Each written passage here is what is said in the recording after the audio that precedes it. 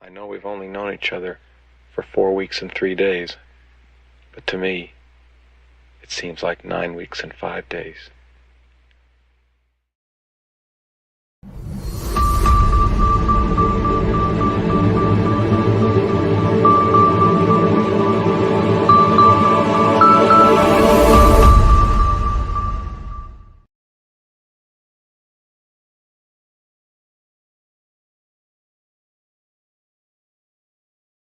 All right. Welcome, all of you passionate plant people and garden enthusiasts, to the Sunday edition of the Let's Get Growing show right here on the Urban Gardener channel. I'm Enoch. I'm your host today. We've got a really great show for you here today. We've got joining with us here in just a little bit. We've got our good friends Khang Starr and Christopher Brandsdal joining us for a garden roundtable here just a little bit later on the show. Always great to get together with my good friends Christopher and Khang. So yeah, be awesome to catch up with them. So stay tuned here on the show for that great conversation coming up here in just a little bit. And also, if you are here joining with us, definitely click that like button, hit the thumbs up, as well as subscribe and hit the bell notification to be notified of all of our upcoming videos and live streams, as well as share with all of your garden friends out there. Let them know about the Let's Get Growing show and all of our great gardening conversations we have here every Saturday and Sunday on the Urban Gardener channel.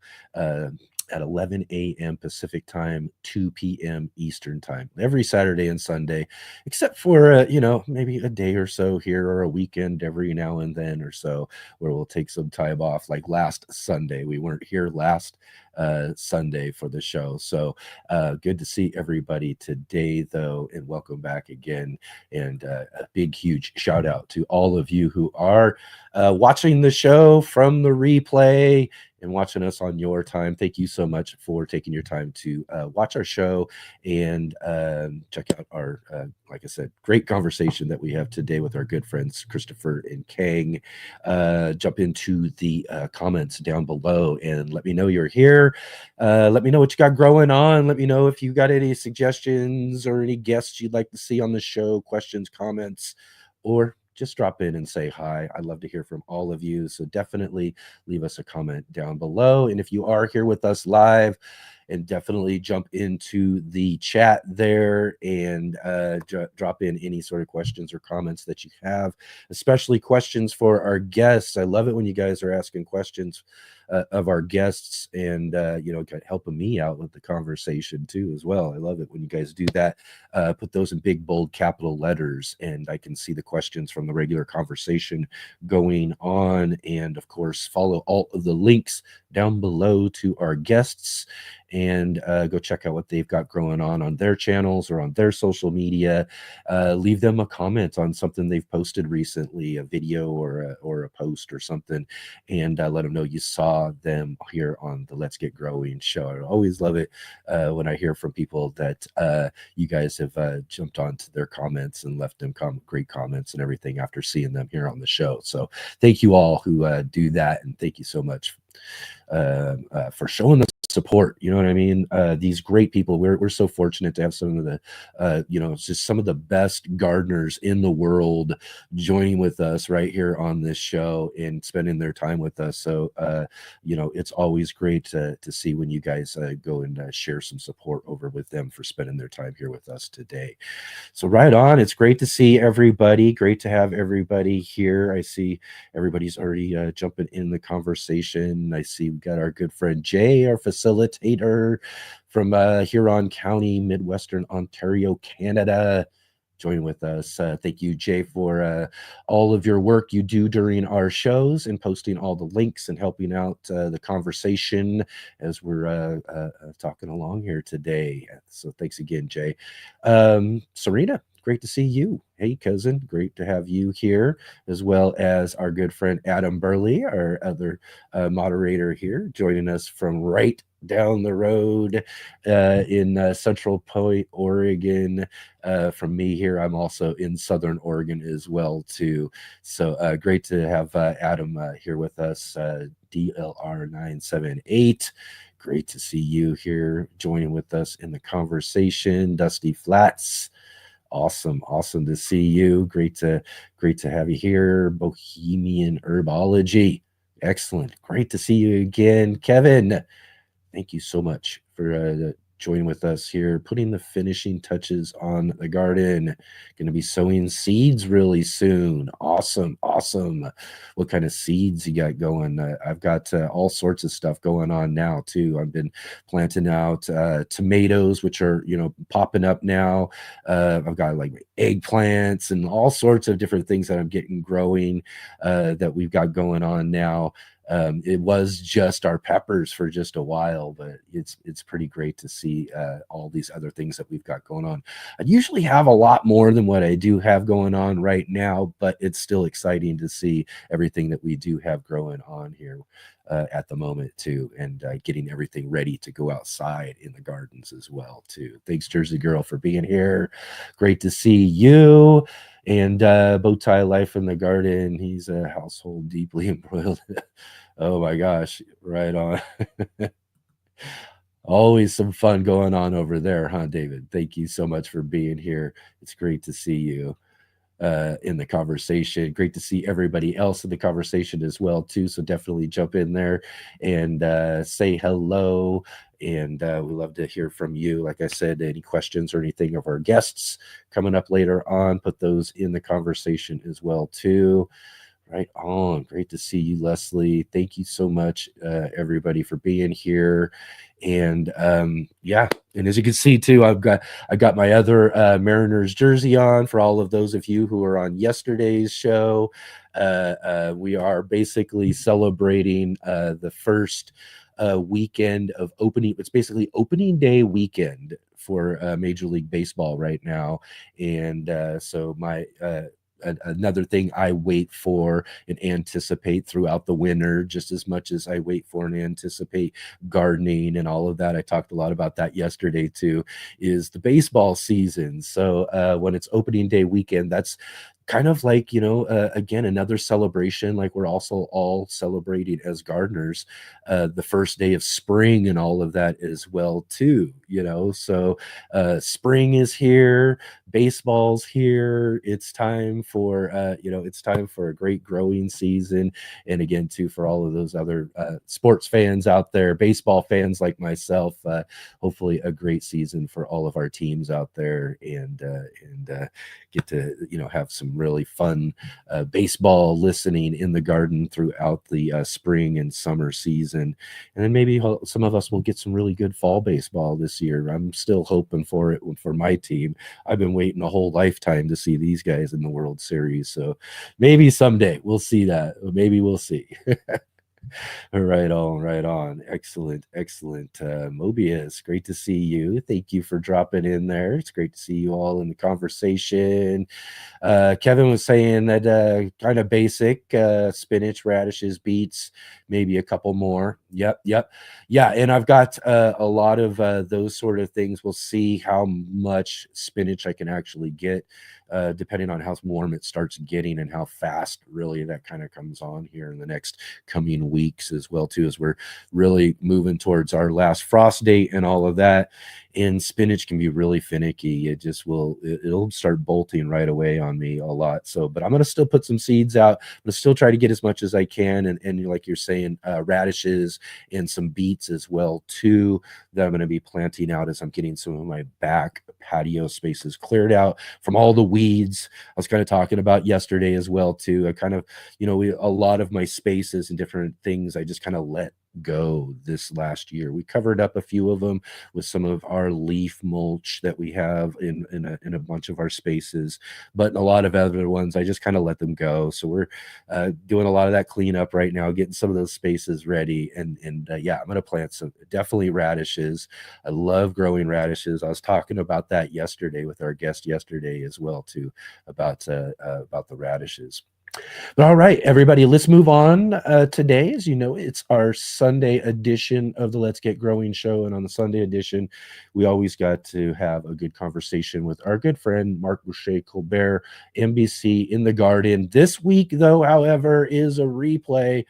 But I thought it would be a good one for this time of year anyways, as we're all getting our gardens set up and going.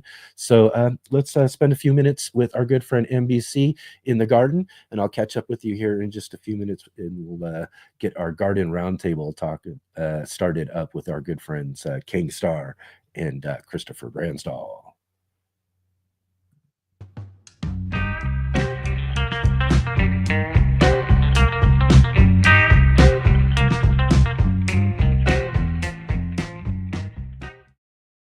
Hey guys, this is the Garden.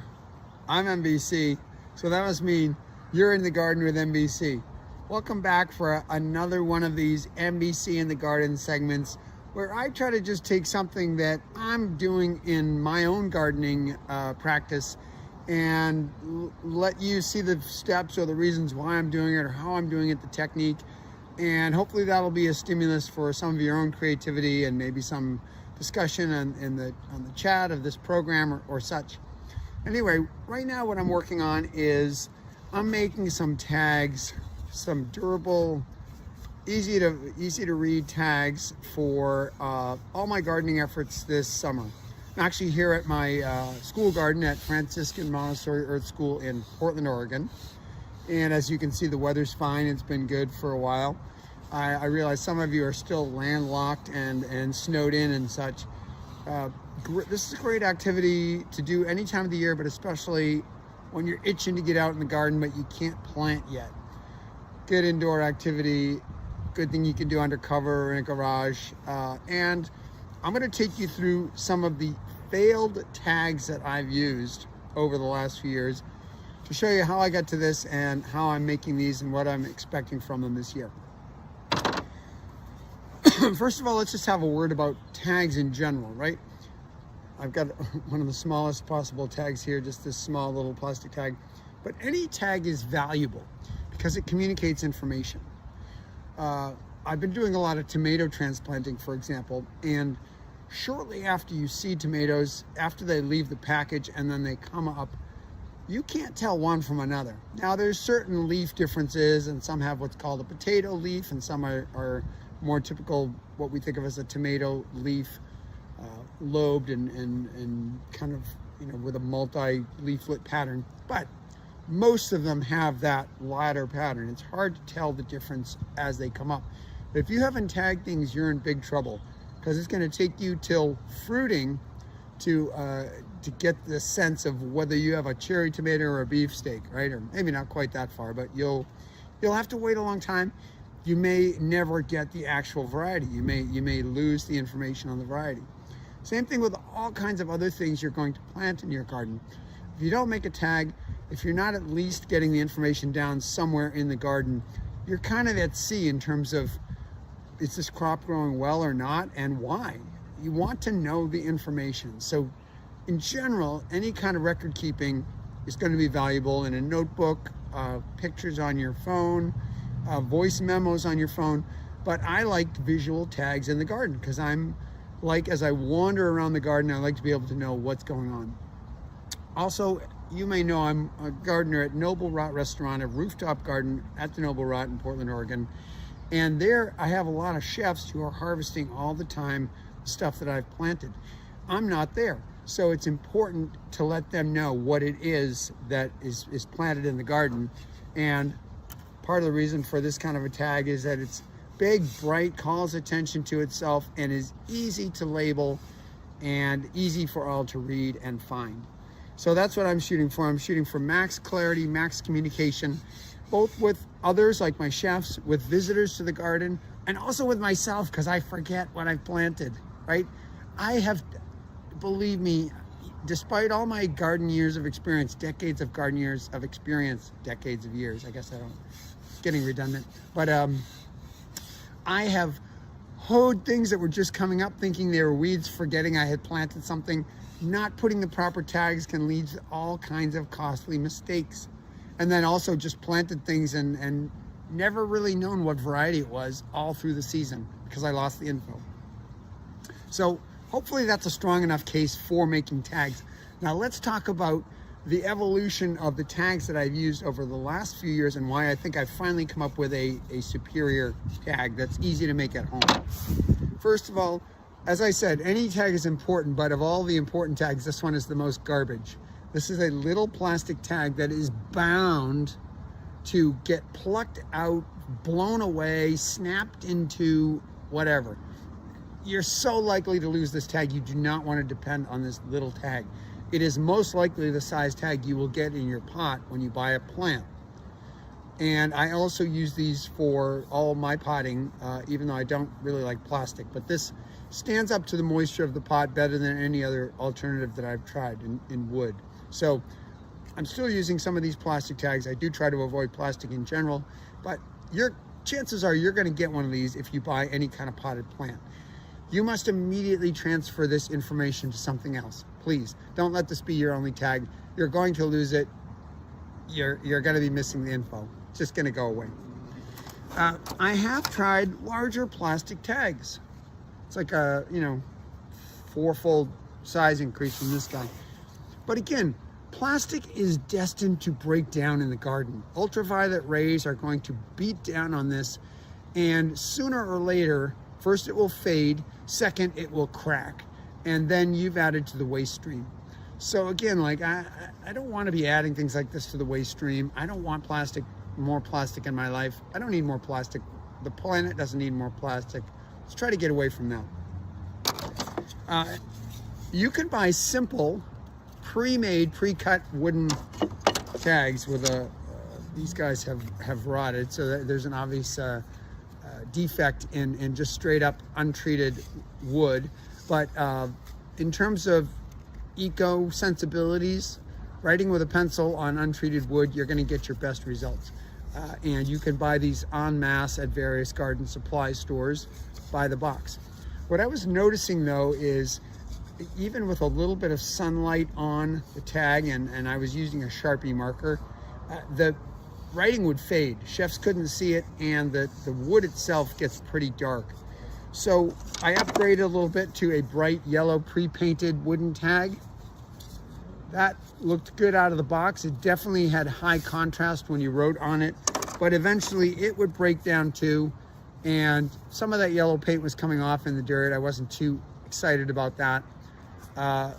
Basically got one season out of these and then tossed them too. So I was looking to combine some of this benefit of wood with something a little bit more durable and something that I could easily make.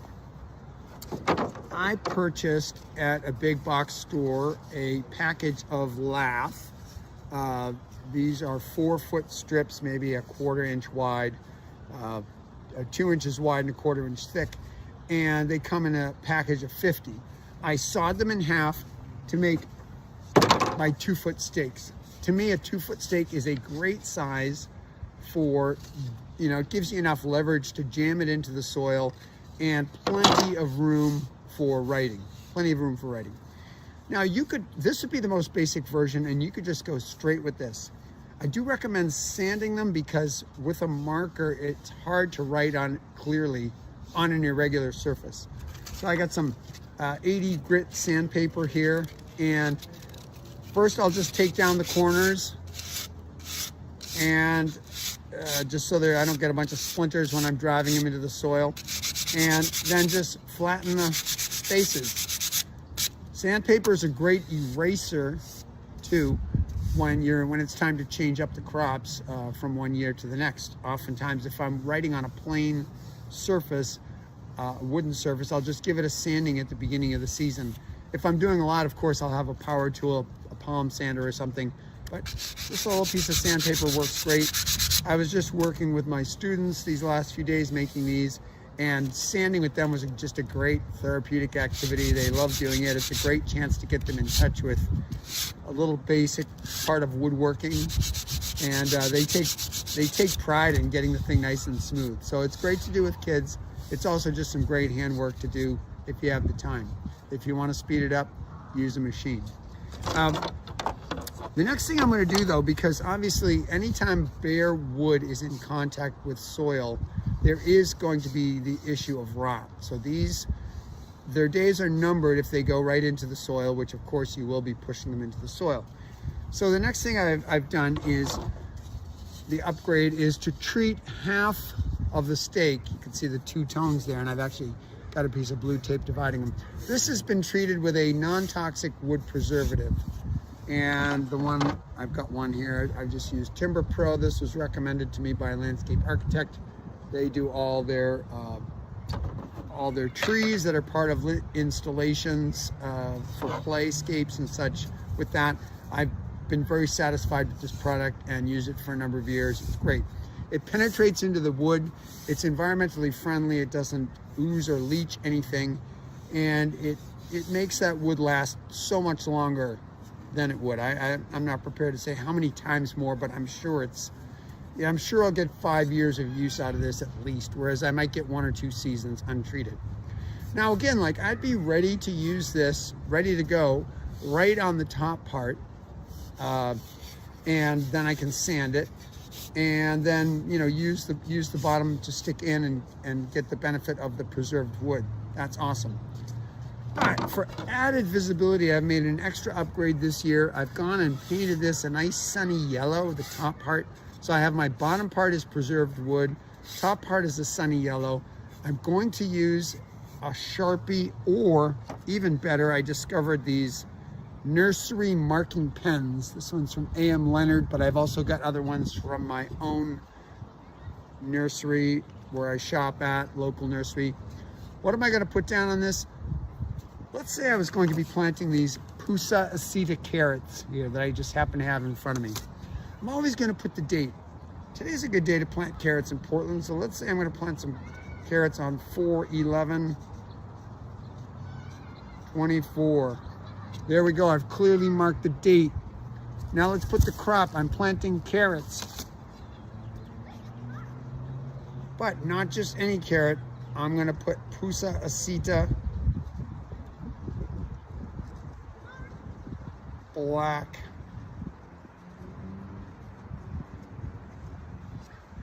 There we go. Now this has got some pop, this has got some bling. If I gotta leave town and I've got a bare piece of earth with this in it and I need to ask my neighbor, please water my carrots. I just put them in the ground. I need to have some moisture on them. It's gonna be a dry spell while I'm away.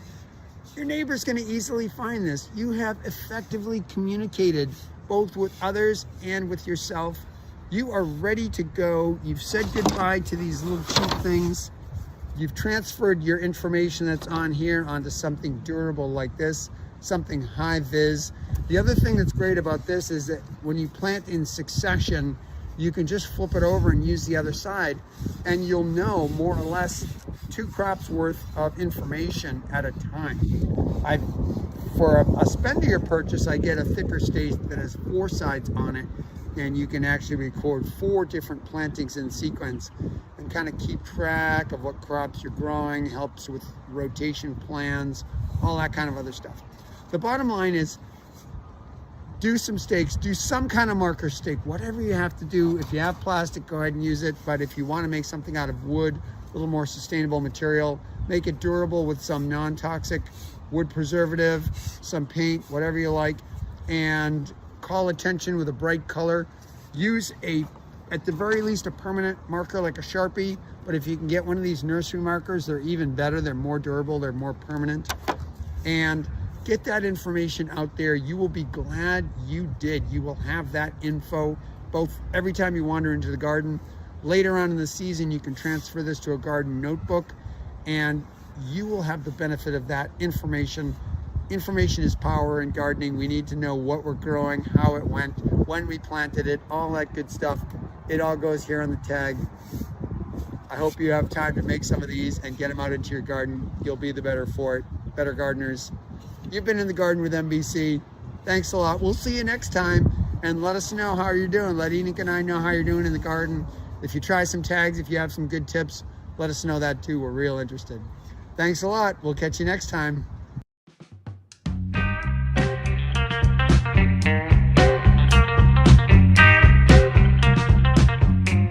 Hey gardeners, thanks for tuning in to our show today. We'll be right back at it here in just a moment.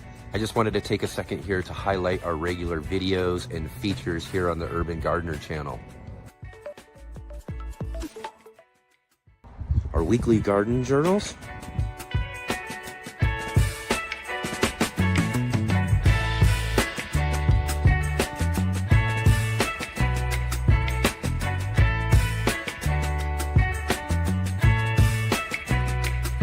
and our incredible featured visits.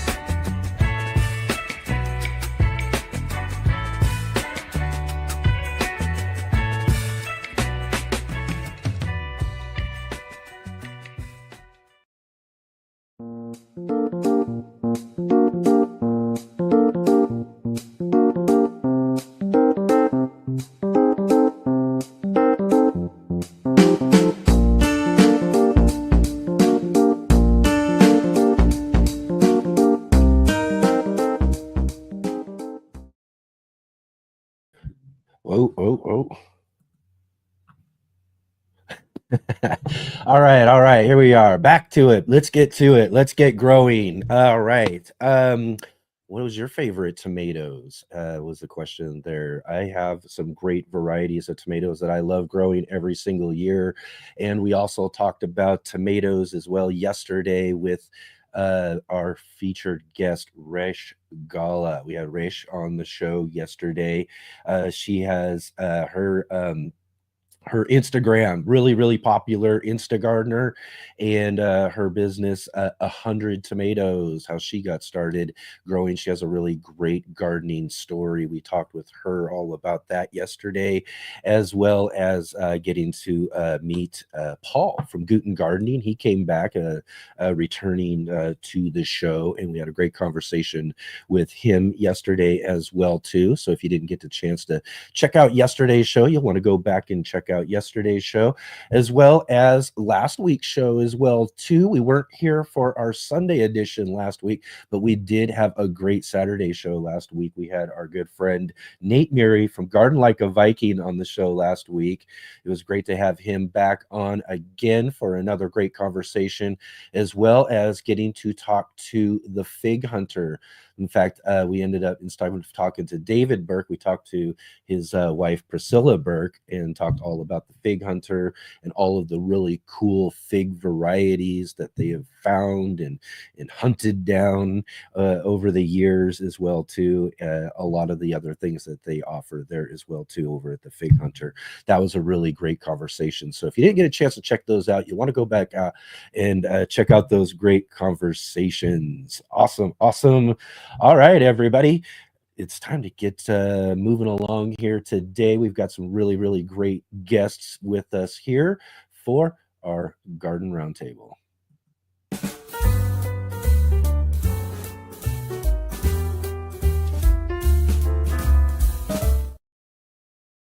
All right. Let's welcome to the show our friend Christopher Brandsdal, joining us from Norway, and our friend Khang Starr, joining us from down there in the Lone Star State of Texas. How's it going, guys? Doing great. Thanks for having us on here. Yeah, definitely. Thanks for joining with me today. It's great to have you guys back. Always great to have you guys here with us, especially together. Last time we didn't get to have you with us, Khang, for our usual conversation. We still had a great conversation with Mike Van Doozy. He stepped in for you there, and we had a great time talking with him. But it's great to have what I would say the OG crew back. Right, because like I tell everybody, this is where my whole, like, I guess doing this sort of thing, talking with other gardeners started, was with you two, and us doing those first live streams here on our channel with you guys, other than me just sitting here talking to everybody all by myself, just yapping and yapping with no, it was great to have a conversation. So again, thank you guys for coming back again. It's always great to be able to catch up with you throughout the season. Khang, tell us a little bit about what's been going on with you lately. Oh man, there's a lot going on. Yeah. We'll dig I- into all of it too, for sure. yeah, spring is here now, so I'm very exciting. It's very exciting for me because I'm going out in the yard as much as I can, like every moment that I can.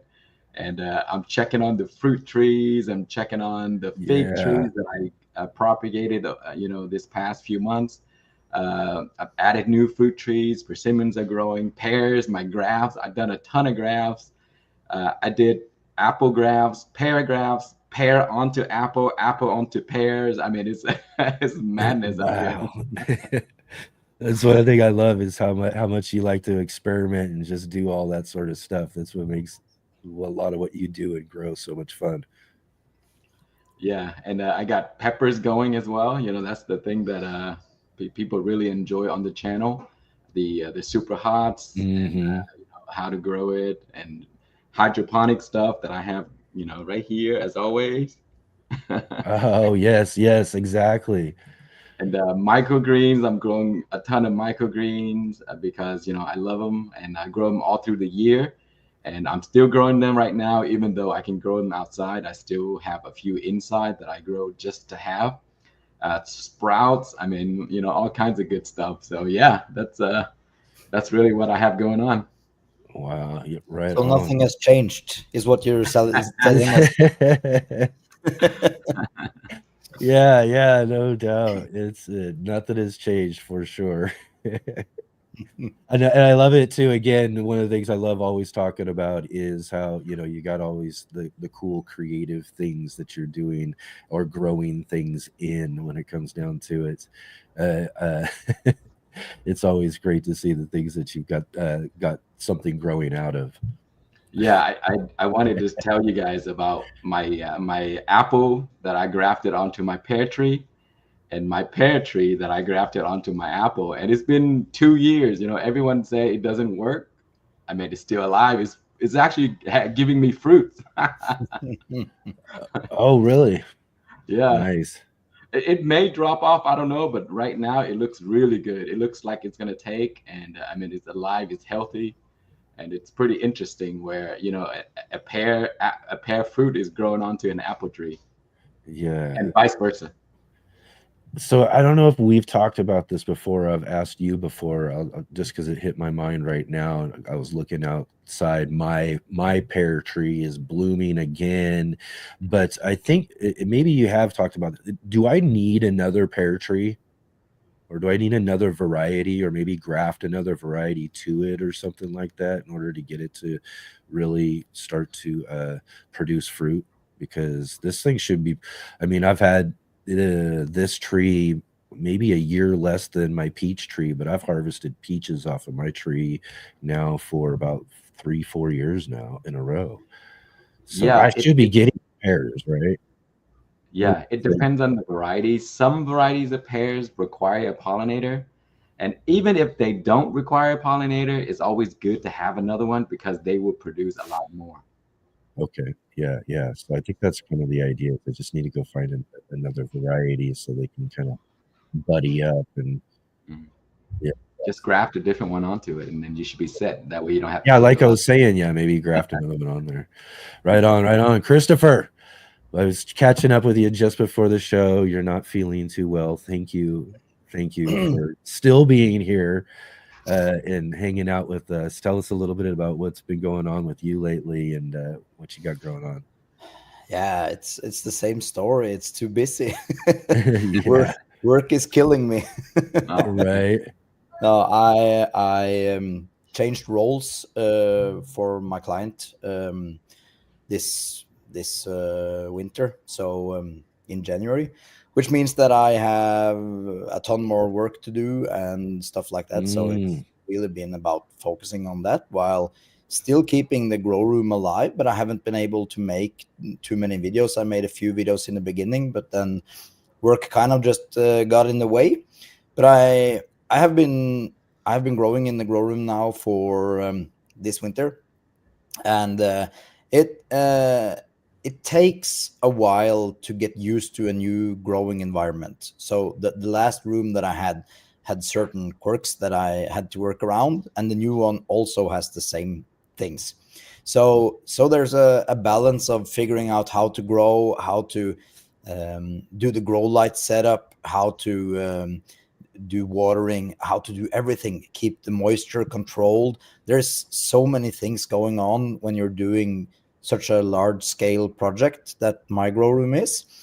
So it's kind of been a tuning year, I would say, a tuning season for the new grow room, and I've learned a lot of things, and I know now how to attack the fall season, which is coming right around the corner. So it's just about getting that. But I have huge banana trees or plants.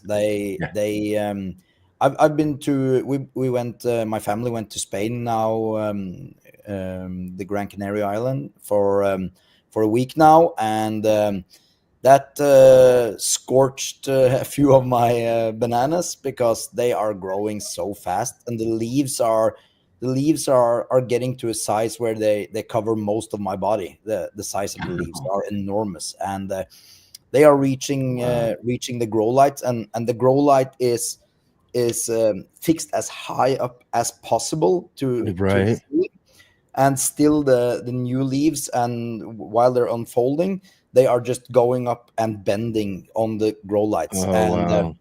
I went a little bit crazy on Black Friday, and I ordered 5 HLG grow lights, and they had the new extreme light that they came out with around that time, and I got 3 of those, and I only use one because it's just too much light.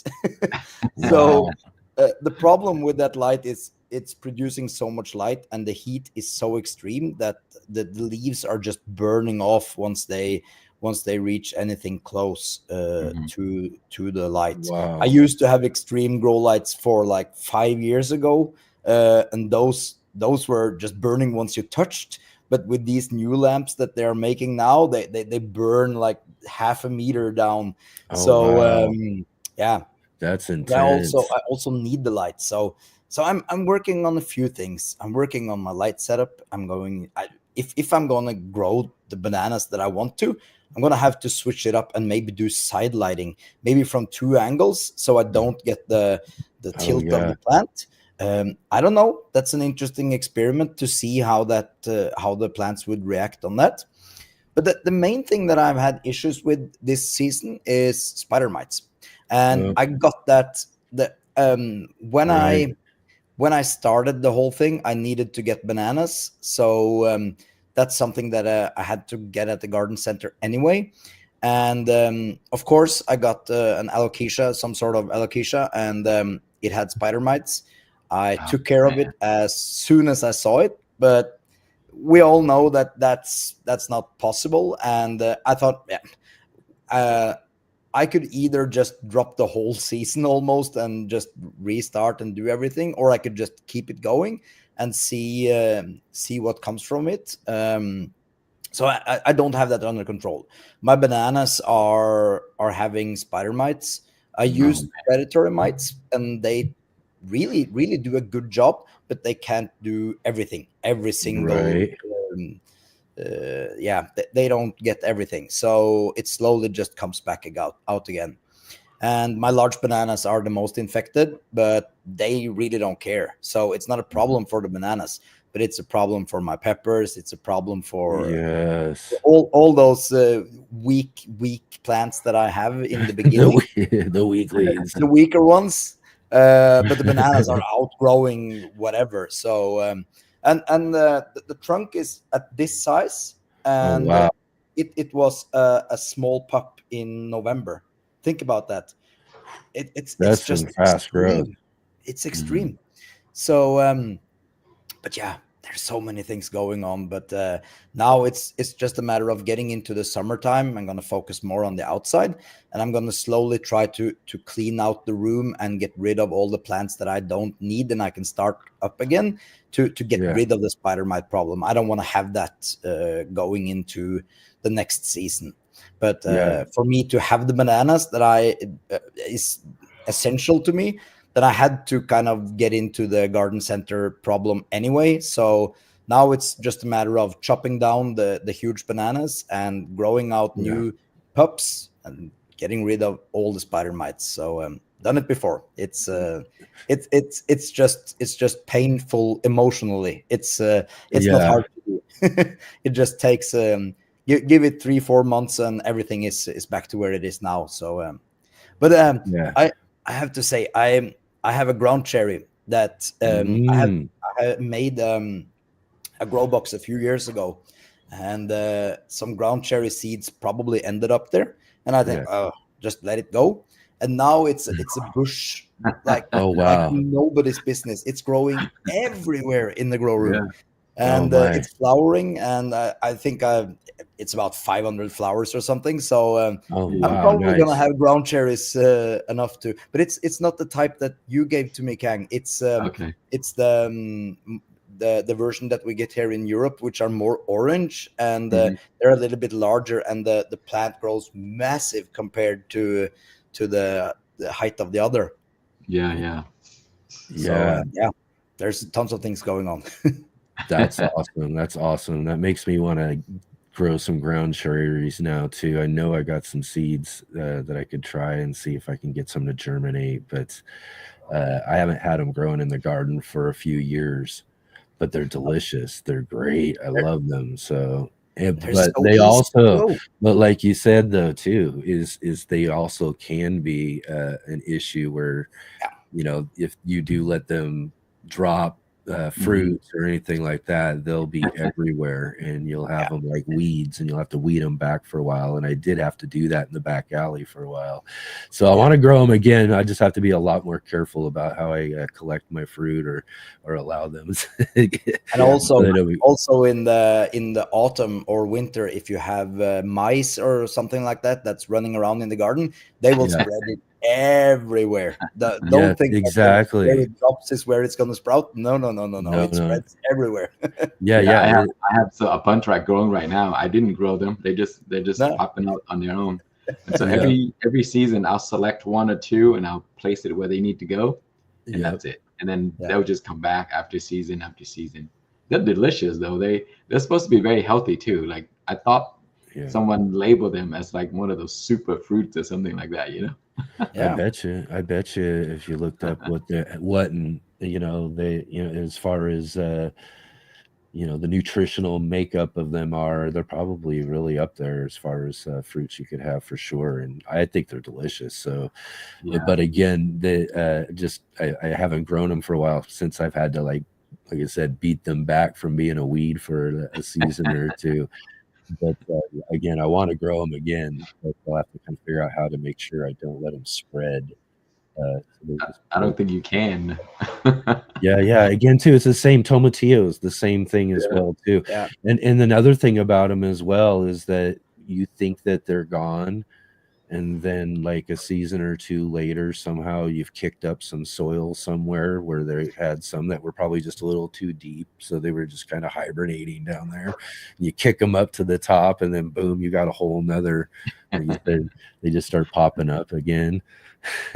So I've done that. I've dug up parts of the alley, like, okay, well, we'll go and work on this part this year or whatever. And so you dig it up, get things all prepared and ready and everything, and next thing you know, you got like little tomatillos or ground cherries popping up everywhere. After the same with my tomatoes too. I have tomatoes growing all over the place right now. I don't know what variety they are, because they just drop somewhere and surprise, you get one. I have the In fact, our question we had during the break was favorite tomato varieties. One of mine is the Prax cherry tomato. We know from Ray Browning at his channel. I got those years ago, and I've been growing them every year. But I just let a few of the fruits drop in an area I've got in the back patio, and they just come back every single year. So they just volunteer for me every single year, that one specific variety, because I just grow them in that one area, just that kind. But yeah, I've got other places where I've still got like some purple tomatoes that I grew several years ago that still kind of pop up and everything. I like These growing really the good sun gold because my cherries. son, he loves it. So I always want to grow those sun gold. They taste so sweet. You know, you can't even tell they're tomato. Yeah, I've grew some of those finally for the first time last season, and they were delicious. Big, huge plant, tons of fruit. Yeah. What about for you, Chris? Do you have any favorite tomatoes? Yeah, it's the black cherry. That's my That's a good all-time one. best tomato. Yeah, that's a good I one. like sweet things, but I am more of a savory guy, and I it's more meat-like. Yeah, but it still has a flavor profile that no other tomatoes come close to. So yeah, I enjoy those the most. Yeah, I don't know if it's black cherry or again, it's that dark purple kind. It's a dark purple kind of a cherry tomato that I was just mentioning that I get that pops up out of a container I grow in, and I'm sure just fruits keep dropping in every year, just similar to the other spot that I have the other cherries. I think I sent you some black cherry tomato seeds, so that it might even be those ones. Even exactly. Are they the same as the chocolate cherry? I mean, sometimes there's I don't know. Yeah. I a few years ago, a Swedish viewer sent me some seeds from Sweden.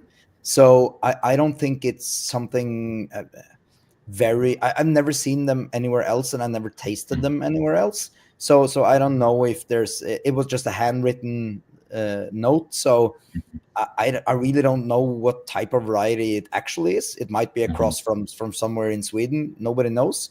But yeah, to me, that's my all-time favorite. Yeah, because I grow the chocolate cherry, and it's very much the same description. Very meaty, very sweet, and it's a I'll nice. send you some seeds, and you can compare them 1 year. Yeah.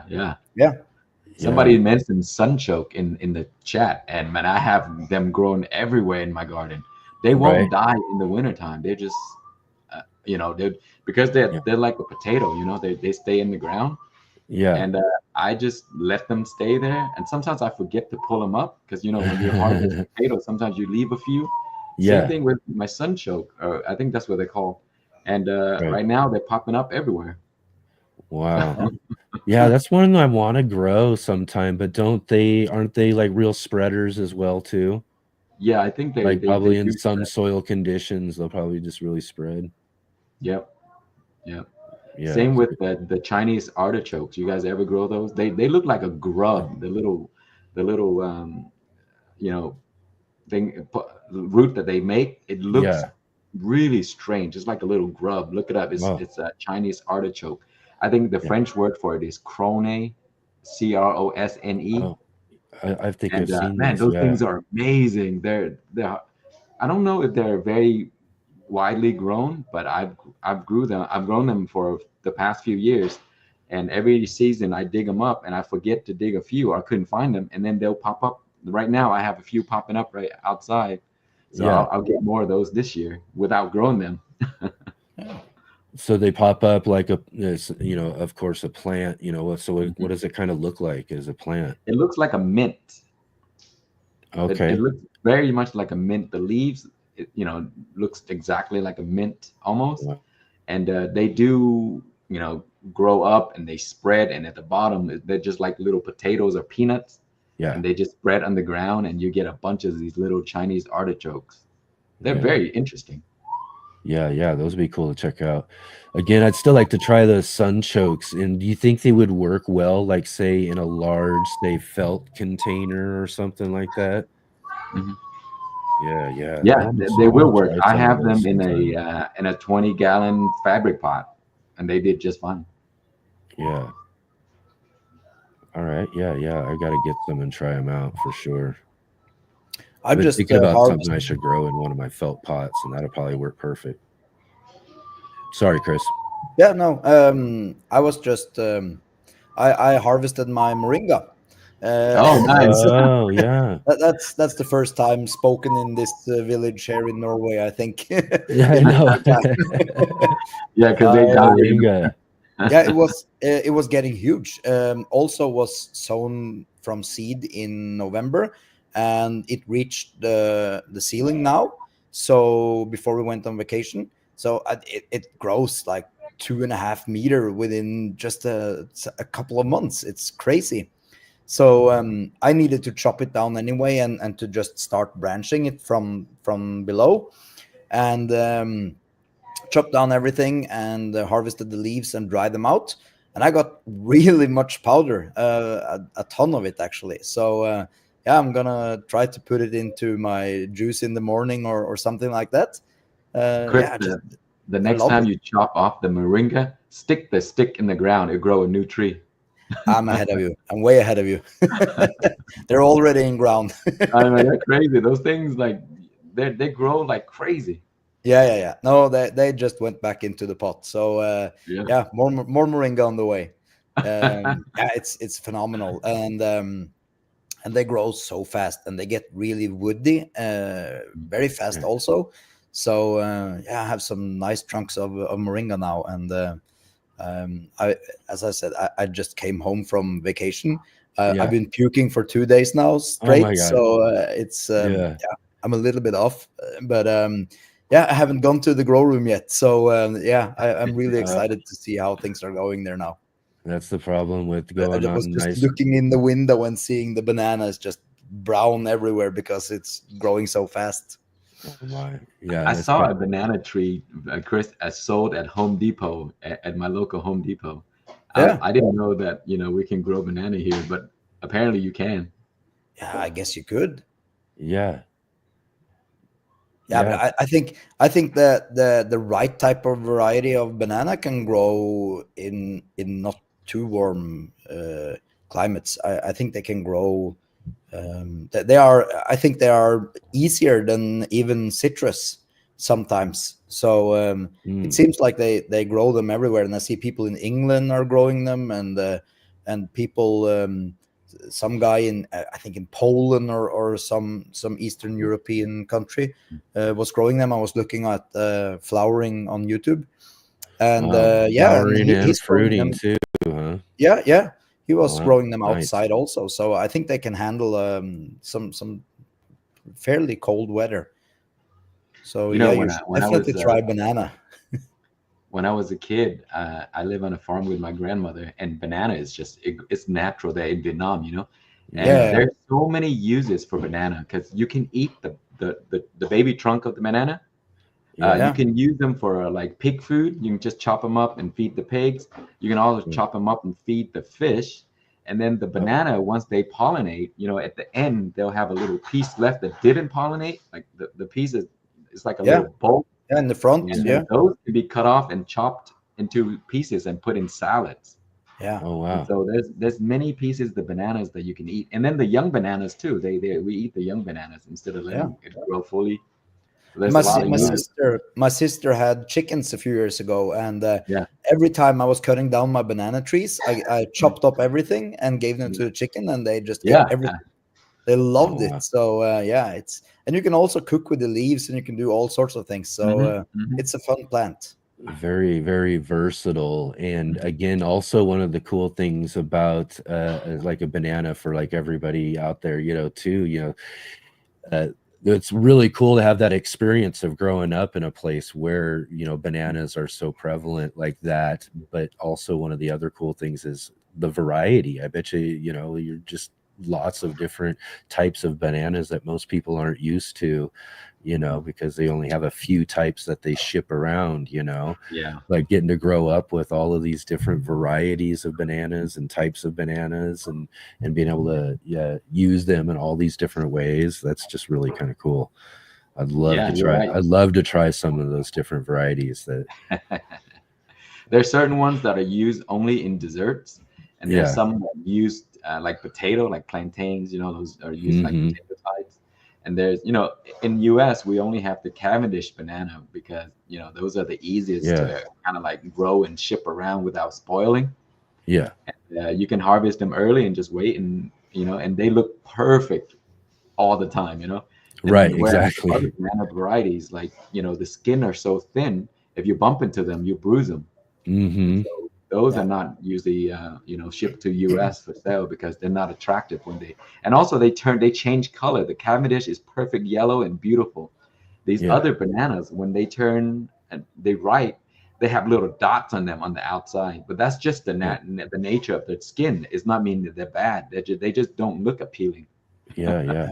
And some of the varieties you said, just to be depending on the density of the fruit, might take a real ripening before it's really actually at its peak best too, as well, right?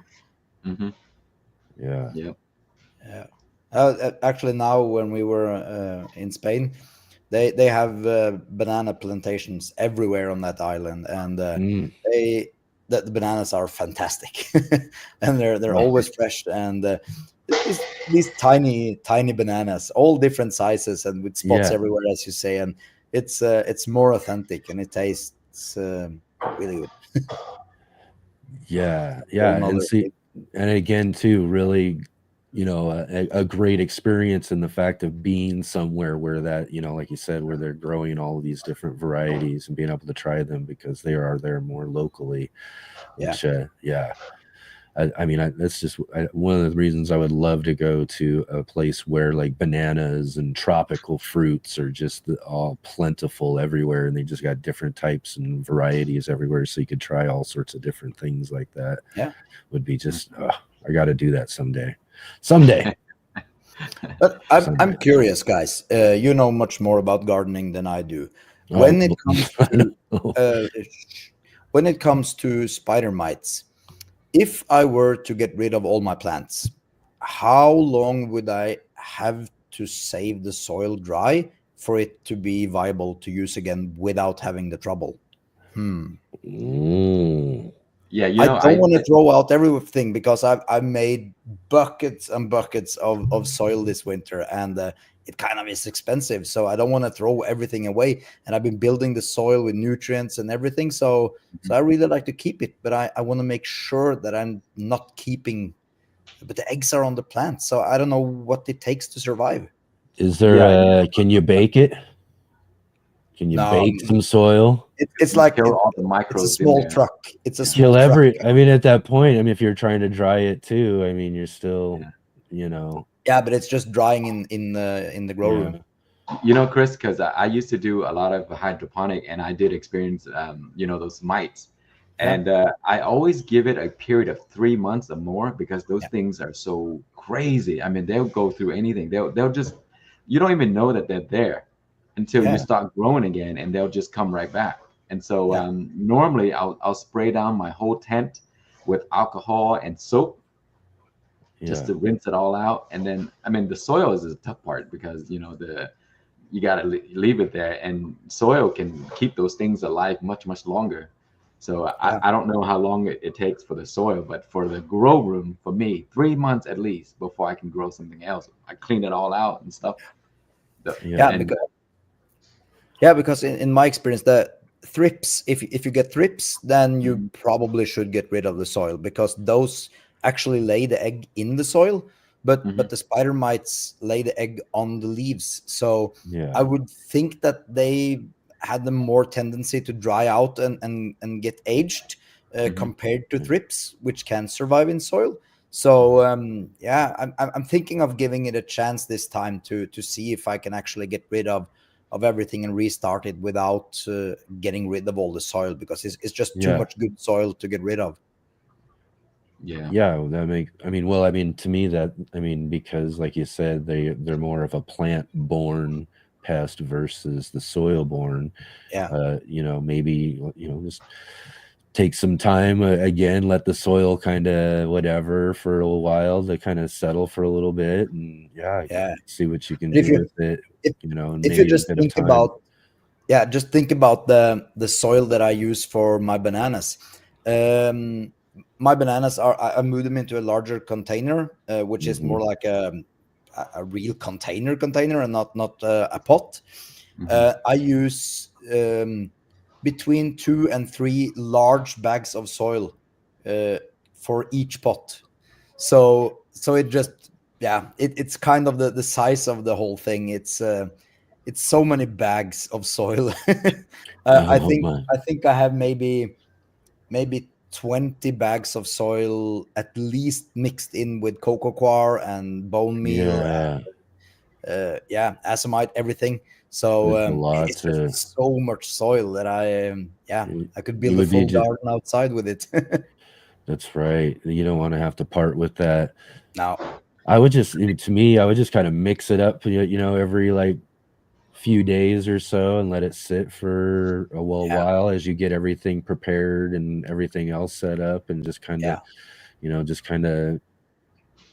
probably because I wouldn't want to.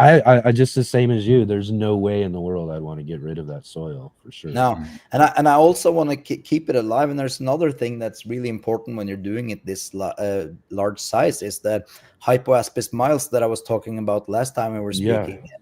For the fungus gnats, that's a culture that you need to build over time. So that's something that lives in the soil, and if you get rid of it, it really takes a lot of time. Now I have fixed my fungus gnat starting of the garden. But it really takes 3-4 months for those mites to really get established in the soil all over the grow room. So that's also something that you don't want to get rid of. Is that also present in that soil you're talking about? Yeah. It has to be in all pots. Otherwise you will get problem. And the problem is that I need to use my grow room for starting my plants that go outside in the summer. And if I have fungus gnats, all the seedlings are gonna get eaten up right away. So it's important. So it's hard running a large ecosystem. The thing with these spider mites, or like same thing with like those white flies and stuff like that, they multiply pretty quick if you don't keep them under control. And so I get them in my garden every season, the white flies. And I find that if I, go out there and check and spray them every day for the next few, like a week, then I get rid of them. If I spray one time and I quit, come right back. And so I've never actually seen a white fly. You never? Really? I've never had a white fly ever. It just must be just maybe the length of your season, probably. So I think for me too, and maybe whitefly is one of those ones where it has to be pretty warm when they're really. I guess it's not native here, and then I don't get it at all. Yeah. So I just got some, and they're gone now. I got rid of all of them. That's because I go out there every day, and I spray it. And then the next day I'll come out, I'll do it again, and I'll do it again. And 1 week later, they're all dead. They're gone. Yeah. So you got to stay on top of these things, or else they'll just come right back. And what are you spraying with them? I just have this soap and water. Just soap and water? Just soap and water. Yeah. There then you go. Sometimes I'll add these because I use it on my tree over the cold winter months. It's called the dormant spray.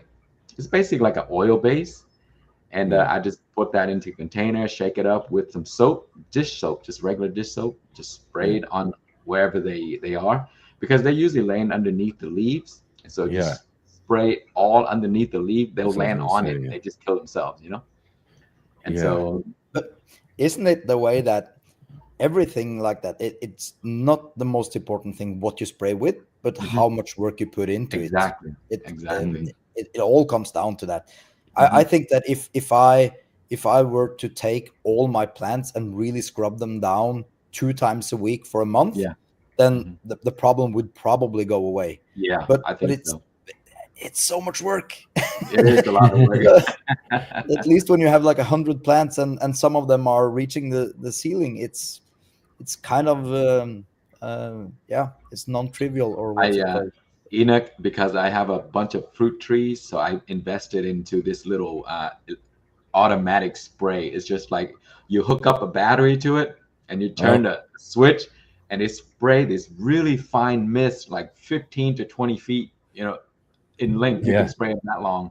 And I go through my trees and I just hose them down. I mean, the mist is really fine. Nothing can escape it. Yeah. And so it works amazing on all my trees. I mean, my trees look so beautiful right now. Is that one of those like backpack things? Yeah, it's not. Yeah, it's sort of like a 2 gallons, and it has a little strap. Yeah. Almost like a backpack thing, and you carry them with you, and you just, and it. Oh my, that'd be sprays great. Amazing. Like I used to use the pump spray, and I can't reach far on top. This thing would go as far as you want it to go. Oh, that's great. And then, like you said, spraying it at that level too is like what you're talking about, is making sure you're getting everything. You want to make sure you're covering that whole plant if you're trying to make sure you're getting wherever those eggs could be hiding. And because guaranteed, if you're just spraying around or whatever, you're going to miss some spot somewhere. You want to make sure you're getting every part of the plant. Right. And the only thing right now is I spray when the bees are not out, they're not active, because the flowers are out, the bees are active. And so I wait until maybe like after dark when the bees are all gone, and then I'll do the spray. Yeah, that's a good idea too. That way it's just kind of gets the evening to do its magic. Mm-hmm. Yeah, and we had before the next day gets going and gets warm during the day. What's that? I'm sorry. We had snow last night. Snow. Oh my. So there's a different, but that's not something that I would expect snow for 1.5 months more. I think, until mid of May we can have snow. So. We're not quite where you are. I'm not spraying anything outside. Yeah. I mean, our last frost date isn't until supposedly mid-May. I believe it's probably earlier than that, actually. But so there's a possibility we could get some sort of frost up until that sort of point, but not snow. I mean, we did get a snow a few weeks ago, but yeah. In Texas, we're done already. I think we're done, beginning of March. It came, spring kind of early this year. Yeah. You're already working towards summer right now, huh? Well, right now it's 80 degrees Fahrenheit, and going forward, it's just going to get hotter, Oh my. Yeah, we still got some kind of rainy, gray, cloudy days that I saw in the weather forecast for the next few days. But then coming up, like I think this next weekend, we'll finally, hopefully, start seeing some really good sunny days. It's been kind of like a here and there, kind of like a nice day here, nice day there, and then but it's working its way into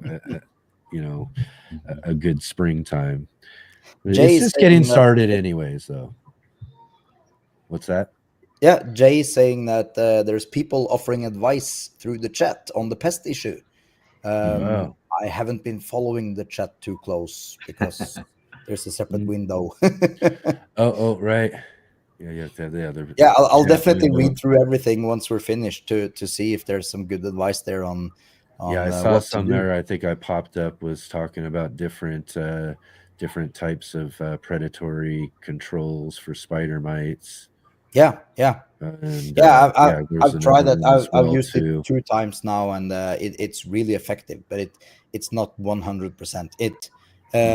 I feel like the predatory mites for spider mites is something that you use to control the situation so the crop don't get damaged. But for me, I want it gone. So that's something that's really hard. Getting it from 95% to 100%, it's almost impossible with such a large room. So that's the issue. But Yeah. I'm gonna look into how I'm gonna dry out things and move some of my plants to different buildings here and try to separate them and Yeah, see if I can yeah. get them ready to go for the autumn. And that's gonna be a hydroponic season for sure. I haven't had a single plant growing hydroponically this year, but I have all the containers. I Yeah. bought all the plumbing. I tested how I'm gonna run it, and Yeah. everything is just set up. It's just the time that I haven't started with it. And when I was starting something, a system that big, you really need to make sure that you have the time to follow it up in the beginning, because it's a lot of work getting everything up and running. I feel like once it's established, then the plants are doing their own thing, but in the beginning you really need to focus more on the water changes and everything. And if you mess up one time, then you can lose 5 trees. And I don't want Yeah. to do that. And there's so much traveling also this spring. And by the Yeah. way, guys, I'm going to the United States in May. In No May. way. Yeah. Where I'm you actually- going? yeah, I'm going to a conference in Seattle, In and Seattle. yeah. Beautiful. And Yeah. also, I might be stopping down to San Diego for a meeting, Okay. and maybe I should do a LA tour or something. San Francisco. I don't know. Somewhere we could maybe some of us could meet up. That could be a really fun thing. Yeah. We'll get Khang over there. We'll meet somewhere down in California or something. Oh, because you're where are you? Arizona? Southern Oregon. Oregon. So I'm really in the middle. I could go Southern California or Seattle. Yeah. Oregon is that above or below San Francisco? Like 7, below 8 Seattle. hours to Seattle. 7 or So 8 it's hours. between Seattle and San Francisco? Pretty much. Yeah. Okay. Yeah, it's about equal time almost. Yeah, maybe a little closer to the Bay Area. Just a bit closer maybe, and then Seattle, and then it's like 12 hours or so down to Los Angeles. Yeah. But that's what that's one of the things I've loved to be able to do more of again, is get out and travel and go see some really cool places, especially like in Seattle and whatever. Maybe that's something I have to figure out how to do or something like that, and get up and catch you up in Seattle as well, or somewhere else too. But that's awesome. I'll send you my travel We're plans. definitely got to make sure something happens if you're going to be here. Yeah. I mean, if you're coming all the way from Norway to the States, we got to make sure something happens for sure. It was just something I was just looking at a conference. It's a Microsoft conference, so I was thinking, maybe I'll just tell the guys, and maybe we could figure something out. It's fixed coming in, but it's open-ended going out. So oh, perfect. That's perfect. We'll have to talk more offline about that and get something figured out for sure. A cool in-person meeting for the first time after all these years will just be really awesome. I mean, something I'll be definitely looking forward to doing. Right on. So tell me a little bit more about what you got growing on over there, Khang. You also have your other basically kind of farm spot, or your other land that you have, right? How is that going along with all your orchard and your other things going on out there? Yeah, the farm is doing great right now. It's nice and wet, so everything is beautiful and green. All my trees are sprouting leaves, and a bunch of the pears, they're fruiting. Yeah. And I added a bunch of what is it? These jujubes. Oh jujubes. Yeah. They're really, really interesting trees. So I added about 5 different varieties out there. They made it last year, but through the drought and everything. Are they the ones that grow on the trunk? Yes. They kind of hang down, and they have thorns and stuff. Some of them have thorns. Oh, wow. They're really cool. They're kind of like an apple, but a little bit not as juicy. They're kind of dry. Depend on the variety. So I'm growing one of a really good one is called the GA866. It's a really nice, sweet variety. Yeah. It's like an oval shape, really small. And yeah, it made it through last year. I have some donut peaches that look like a donut. They're flowering like crazy right now. Got some. They are so good. Yeah, Korean pears, the huge, massive Korean pears, and those are also sprouting flowers. And I'm grafting stuff out there. Uh, you know what? I try to grow figs, and man, the figs are not as tough as the other trees. They Oh, dry up and they really? die. Yeah, they cannot stand drought like 4 to 5 months without water. They can grow pretty well, but if that Yeah. long without water, they just cannot make it. I've tried Right. Celeste fig, which is supposed to be very drought tolerant. They didn't make it. Yeah. I tried the brown turkey. That didn't make it. I tried the desert king. They Yeah. did not make it. Yeah, not such a king of the desert there, huh? Yeah. That's interesting because Yeah. I've seen so many times people are always talking about how the figs don't need water almost at all. But do in need my water. experience, it's the complete opposite. Yeah. My figs are thriving when I give them almost too much water, and they Yeah. have Yeah. access to water all the time. Then they thrive. So yeah. I think maybe the larger trees, when they get big, they may not need as much because the roots can grow very deep. That's kind of But the what I ones was that I'm thinking. growing, they're like 2 to 3 feet. I mean, they look great until the Yeah. drought comes and they just give Yeah. up. Yeah. Yeah, So that's what I was gonna say, was that possibly a more well-established Mhm. tree. So, Yeah. but then again, that tree is That gonna makes need it some hard. sort of care Yeah. for a few years, that you've got to Uh-huh. make sure Yeah. that you're watering. You got to make sure it's able to build that really good large Yeah. root system that you can then years later start ignoring, because Yes. you're But just building a. Yeah, and see, because it seems of like a all lot of work for a fig tree to have to do that. yeah. And because of all the experiment I'm doing for the last 3 years, I can tell you, Korean giant pear, unkillable. I mean, Yeah. 5 months without water and still a baby tree, no problem. It'll live. So if you buy a bare root tree, Korean giant, they can survive down to negative 10 degrees Fahrenheit. Yeah. They can live 4 5 months without water. I mean, very little water at all. And Right. of course, they won't grow as fast, but they will not die.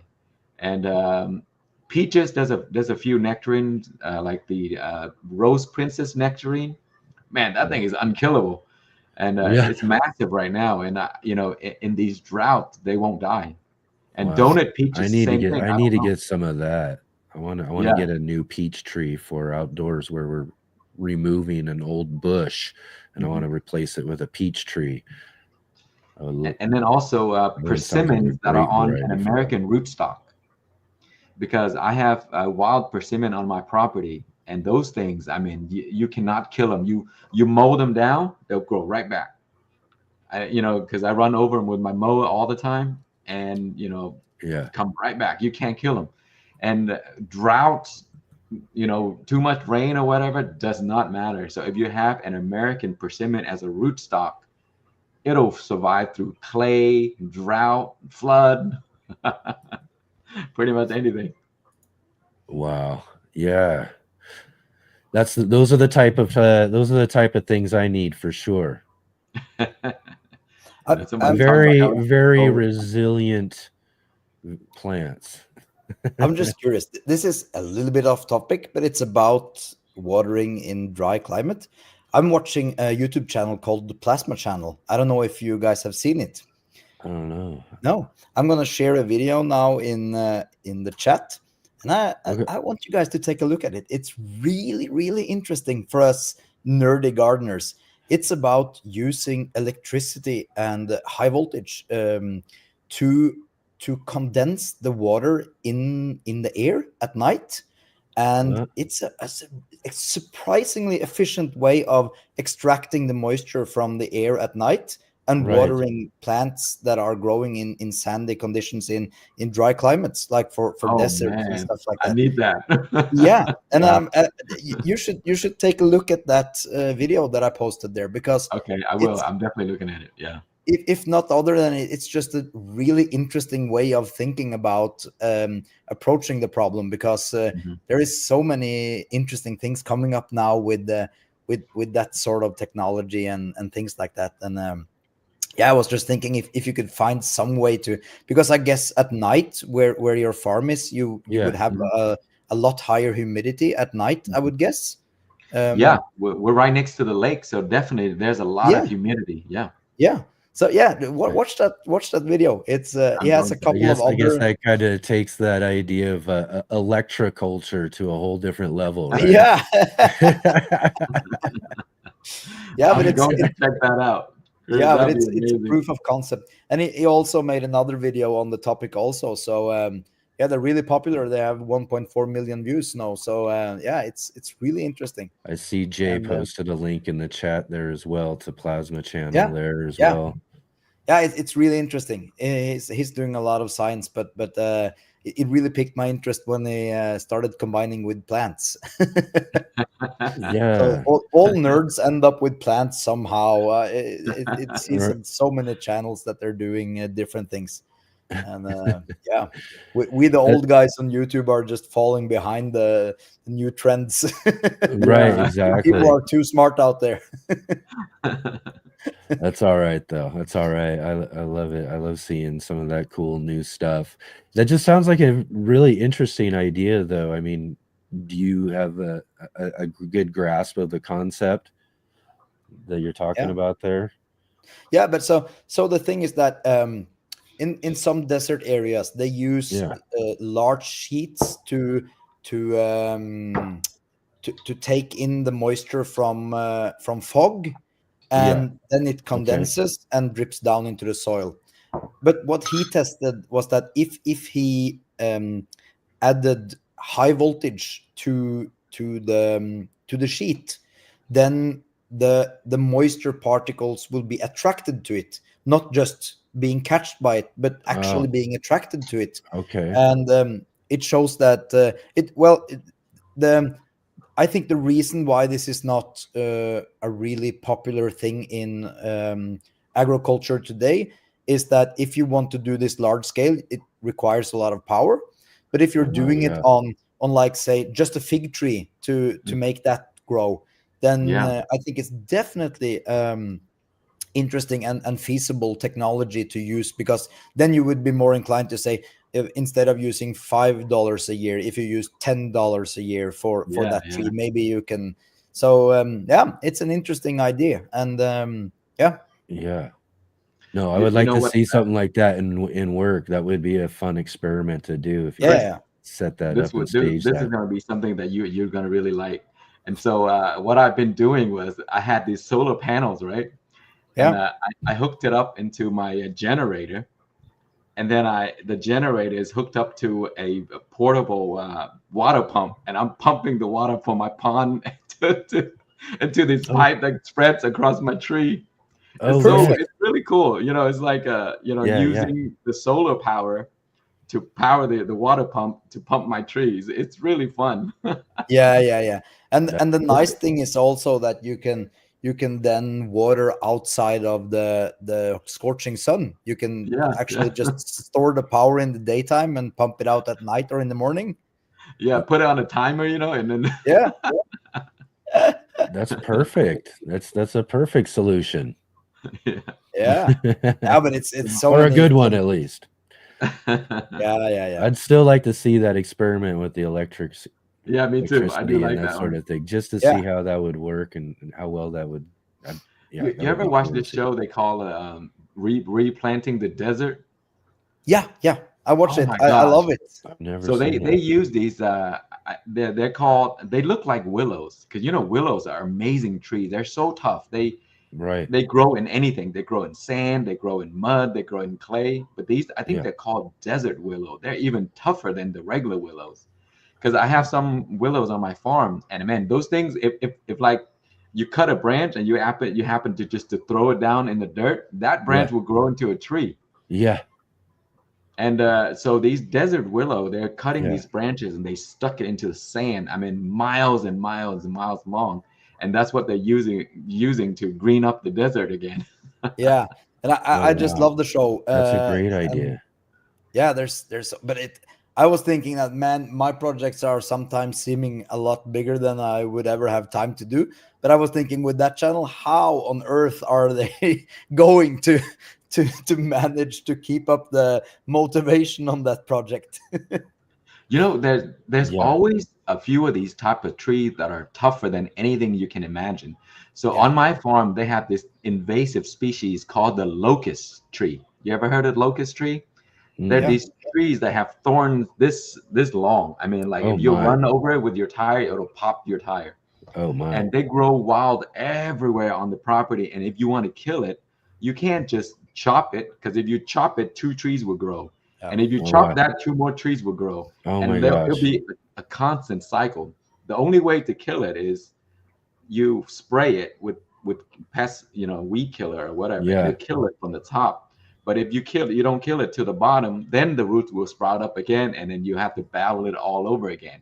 Oh And so my. what I did last year was I got a tractor, right? I mowed this whole thing down, right? And I buried it. Biggest mistake ever, because now I Oh have a my whole gosh. jungle of these things. Oh my gosh, Kay. Oh. And so I was like, man, I didn't know locust was this crazy. You have to even Yeah. the roots are so deep. I swear to you, they seem like they're like a mile down to the ground. It's so Yeah. deep.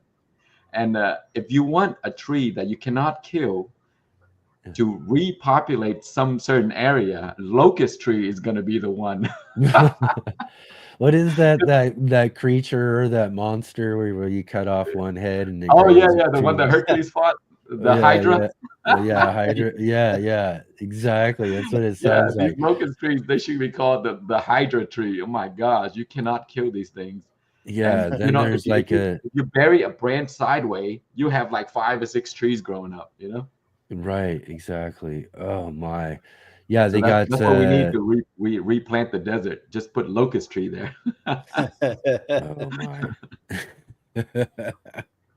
Yeah, you got to watch out for that stuff that just spreads like that so easily too.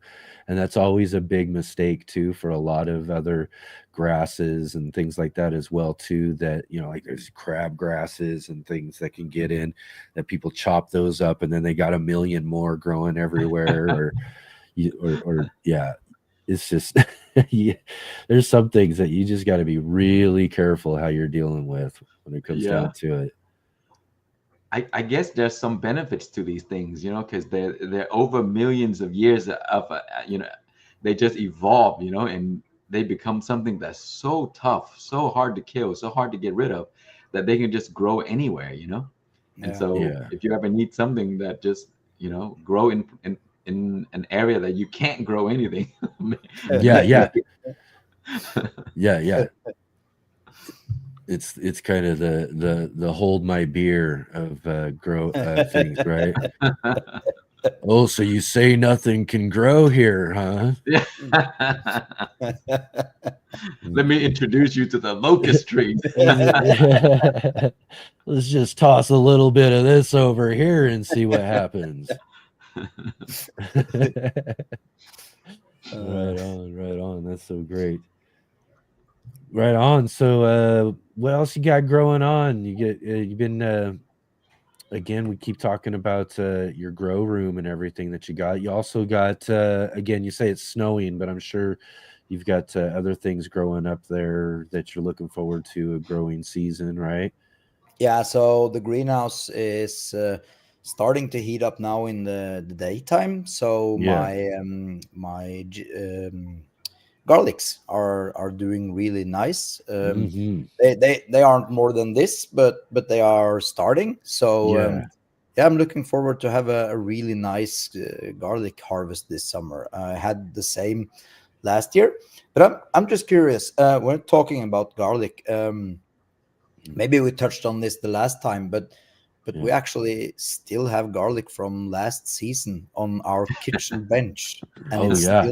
still fresh.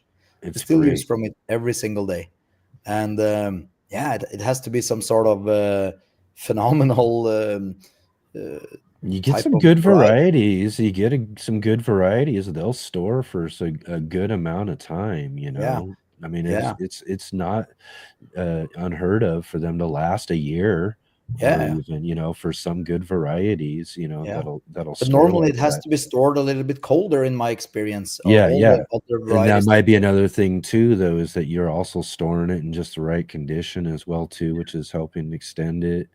yeah, but it's stored in regular house Hmm. temperature, so Yeah, it's really strange. But yeah. yeah, the that's going on outside, and Love now some it's garlic. th- I'm not sure what to do with the greenhouse this summer. To be Mm, honest, I'm I've been doing the same routine every single year, and yeah. I make too much plants. I plant too much plants, and I harvest a tenth of what I produce. And by Right. mid July, start of August, everything is out of control, and I close the door and head for winter. So it's I need to find a new way to use my big greenhouse because it's very large. It's 500 square feet, Hmm. and I'm filling it with all types of plants, and I have 10 tomato plants, but one tomato plant could produce 10,000 tomatoes if grown correctly. So Yeah, yeah. I kind of need to rethink, and that's why I'm thinking maybe this year is going to be a year where I really scale back down and try to focus on my fig tree, try to get that really up and running, and maybe Hmm. do some other things. I also been thinking a lot about maybe introducing some hydroponic into the greenhouse.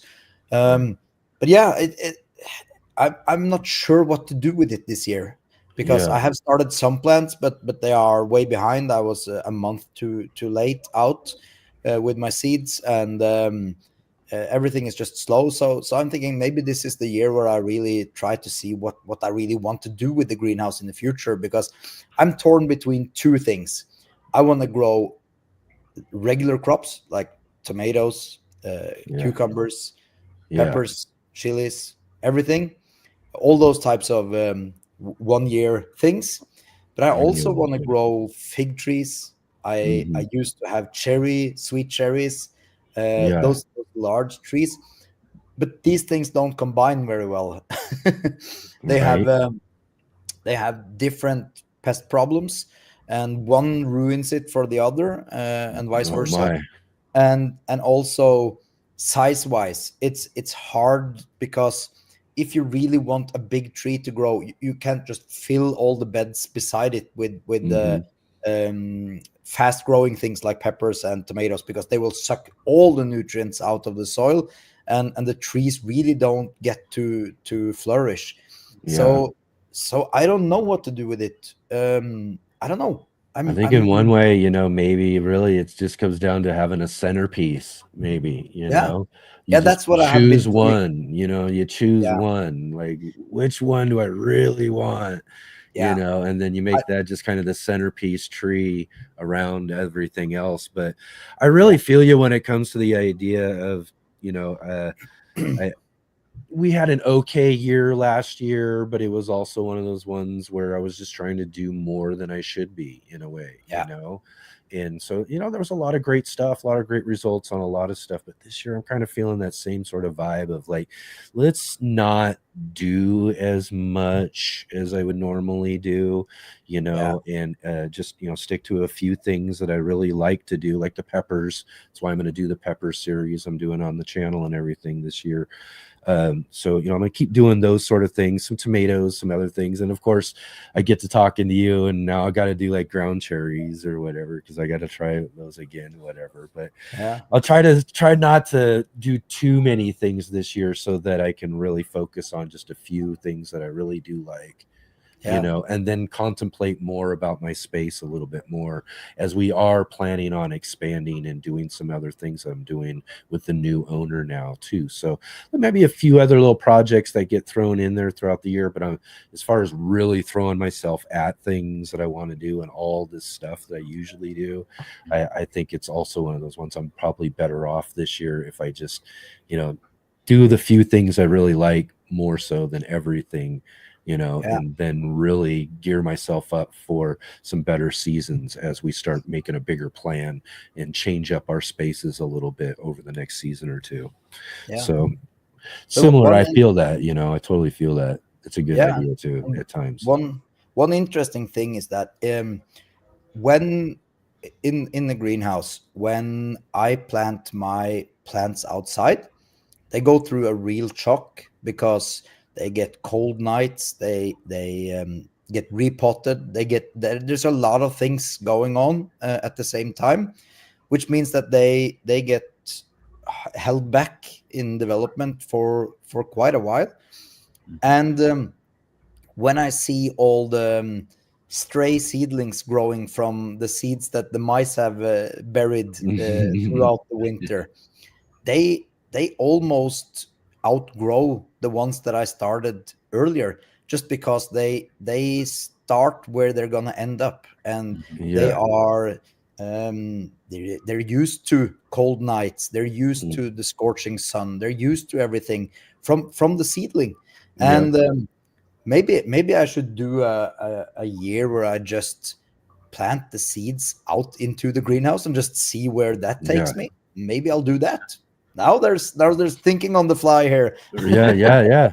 Yeah, Just see but where it it's just a goes. fun Yeah, there's experiment, a because lot to that whole like land race idea when it comes to seed saving and those sort of things, and it yeah, also comes back down to, we kind of touched on this a little bit, I always tell people that it's great to get inspiration and learn some general gardening knowledge from folks like ourselves on YouTube and all of that, but really a lot of things are local. So we find our best gardening advice from those who are more local to us, so finding gardening clubs and doing that sort of stuff. And that comes down to the same thing when it comes to seeds too, in varieties that you're growing and things, because those things that get to develop and grow from seed to developing its own seed are all just passing that, ecological, environmental knowledge within the seed to that next generation, and then yeah, even more so the next generation, yeah, as it gets to really implant those genetics for those areas and stuff. So I mean, I really think there's a lot in that idea when it comes down to what would grow best for you when it comes to different things, or probably things that people have been growing for growing and saving seed on a more localized level too. So again, I think that's again a fun way of doing things as well too, is you can also take seed from anywhere else too, and then grow it as well, and then save the seed, and then develops a variety that is more resistant over time, yeah, as well too, to your own environmental yeah, situation or length of grow season that you have. But yeah, I think Chris is right. Like volunteers that grow where the plant Hmm. was before it, Yep. those are usually the strongest. Because all of Yes. my Even though. volunteers always outgrow everything that I Yep. transplanted in. So every year I have plants that I let drop seeds, like even peppers. I let them drop Yep. seeds, and those that grow from the ones that drop, man, they're strong. I mean, I guess because you never move them, the roots is Yeah. established in that area. It get adjusted and it gets really, really strong, and it just Hmm. grows really well. Much better Yeah. than the ones that you kind of like move around. Same with Yeah. fruit trees, like apples and stuff like that, because Yeah. apples really have this long taproot, and if Hmm. you damage the taproot, the tree would never be the same. Right. The taproot is the one that really digs and digs and digs all the way down. And if you leave it where it is, it would be one of the strongest tree. Yeah. yeah.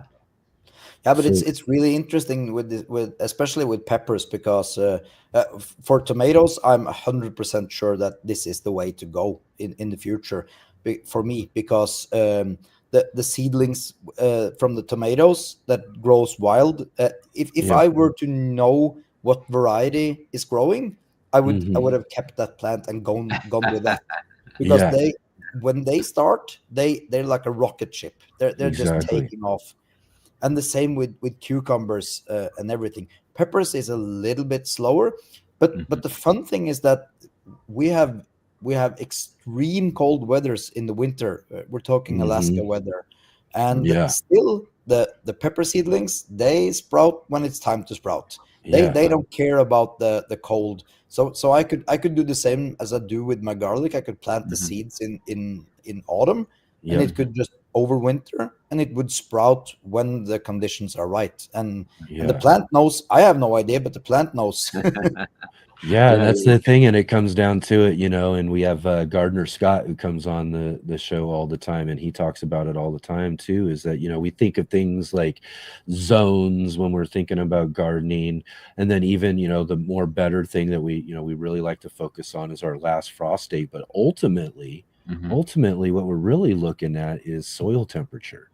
I yeah, mean, that's the soil right. temperature, what's really the deal. And again, that takes the whole idea of this, you know, genetics that these plants are building up over time is also, you know, when they're in the ground and you're just letting things, like I was saying about my Prax cherry tomatoes, I just let some of the better fruits and bigger fruits stay on the plant until they fall and drop on their own.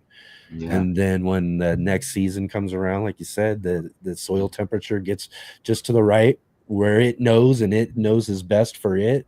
And then again, too, you get that next added benefit of the fact that now the roots are set there versus, say, in a starter tray, or another, you know, transplanting them or doing that sort of thing and disturbing the root systems and all of that. Because plants always do better if you're more in a direct seeding type of situation than a transplant situation. Just a lot of us don't have that ability or opportunity. That's another thing, though, too. That's a good idea, thinking about timing, though, too. Say you do have some tomato transplants and you also have volunteer tomatoes that pop up. Well, that's probably a good time to go get your tomatoes out in the garden, is when those volunteers are popping up. Yeah. So there's a good way to know what time to put them in the garden. Yeah, but the thing is that when the volunteer tomatoes are sprouting, that's not a good time to plant outside, because then it's too much of a shock for the other ones, because they're not hardened the way Well, that you want to those harden them sprouts are. off for a while, yeah. Yeah, but I'm not thinking about the sun, but I'm thinking about the cold, the cold hardening. And I think that's one of the reasons why my peppers, especially my peppers, have such a huge problem moving outside. It's just because I never, even in the warmest of summer, I don't have my grow room temperatures. I don't have that condition. So I've been thinking that my growing has become better and better, but it seems like it's getting worse and worse. And I think that's because my grow room is getting hotter and hotter. It has more grow lights, it has more humidity, everything. And I think that I'm just making a mess for myself. If I just had it in a colder room, then it would be a different story. And I really think right. That's crazy. But you know, back to the soil temperature, Enoch. So for the past few years, I was experimenting with aloes. You know, aloes, they die immediately when the temperature freezes, right? Right. And so what I did this year was I grow a bunch of aloes outside, and man, they get massive. They get so big. Right. And of course, you know, freezing temperature comes, everything becomes a mush. You know, it all dies. And so I was like, you know what? I'll just leave it. I'll clean it up when spring arrives. You know, tree is dead. I'll probably have to replace it. So when spring arrives, I came out and dig those mush up. The whole root at the bottom is still 100% alive with little babies about to come up. Oh, wow. So aloes can live below freezing, So underneath the soil. And so I was digging it up, right? Of course, we got to 2 degrees Fahrenheit, but it says it feels like -10 degrees Fahrenheit because of the wind. And so everything was mushy and dead. And but you left all of the I dead left it all matter as just it right is. on top, so it was kind of insulation then. Yeah. And do And they come so up like pups in a way then? I dug it So up. There's a they just bunch of kind of come pups up from ready to come underneath? up. The roots are still alive. I mean, the root ball is massive with roots all over the place, and the baby's about to come up. They're still a little white because they're underground, you know. Yeah. And so I was like, oh man, the roots are still alive. So I put them back, and I, you know, covered it again. A few months later, baby pops popping up everywhere. Wow. And so, you know, this year I'm not gonna bring my aloes in anymore, which you can. If you guys seen my video, you know, aloe can stay inside a plastic bag for a whole year, just inside your garage. So I have a few aloes that I dug out of the ground. I have nowhere to put it. So I was like, you know what? I'll just put it in the plastic bag. I'll just leave it right here. A year later, it's still alive. I'm about to plant it. And I mean, I have like hundreds of them. So and that wasn't but that wasn't an experiment you did on purpose, right? No, that was on purpose. I knew. Oh yeah, you were like, see how well they do, just sitting it. Okay. Yeah, but I was gonna say you didn't just throw it there and then forget it, and like a year later, you're like, oh wait a minute, I forgot about those aloes. And here's another one that Chris would really like. So I grab a bunch of aloes and I put it in a bucket and I pour water to around the the root side to 2 inches, covering the bottom. It's been a year now, no nutrients, just water only. 20 of them still alive. Yeah. 1 year later, just water only. I just left it outside. Like, I don't even care about it. As I looked at it every once in a while, I was like, oh, it's still green. I pull it up. The roots are still growing. Yeah. Water only. 1 year, just water only. Aloe will not die. No. Man. It likes water. So aloe is one of those other things that you can throw almost everywhere and it will still grow. As long as it's not freezing too cold. Yeah. And so, like, I was watching a bunch of videos, like, how to care for your aloe. Aloe grow the best when you don't care for it. Yeah. Right. Yeah. Yeah. I have one that's right down here, and if I even look at it, sometimes it'll start to get needs the sun though. If it doesn't have the sun, it'll fall over, grow super skinny, and then it looks like it's sick. Like, you ever go into stores where they put aloe by the window? That won't work. The aloe needs full sun. But if you put it inside for 3 months and then you bring it outside and put it in full sun, it's going to die. You need to slowly get it adjusted. Yeah. It turns purple and it dies. Yeah, exactly. It dries up and dies. They can get sunburnt too, I suppose. Yeah, they get sunburnt. But they are some of the toughest plants that I have been experimenting with. I have a whole bunch in a plastic bag right now, and it's still alive after a year. I didn't plant it yet. So I'm probably going to just test it out, plant it a few times. And another interesting thing about aloe is, like, sometimes you have an aloe flower, right? And then the aloe flower would have a pup on it. I don't know how. There's sometimes they will have a pup on the aloe flower. And you pull that pup off and put it in soil. That will grow into an aloe plant. Wow. Yeah, that's interesting. I've seen, like, with like alliums and onions and stuff where they'll put up a seed way up on the stalk or something, which is really interesting how that'll happen. But to see that on an aloe too, plants will do some strange things sometimes. And speaking of that, sorrel does the same thing. It'll grow these stems that become the seed stems. But sometimes on the seeding stems, it has a little baby plant just grown out of the side, and you cut that off and you put it in soil, and that become a new plant.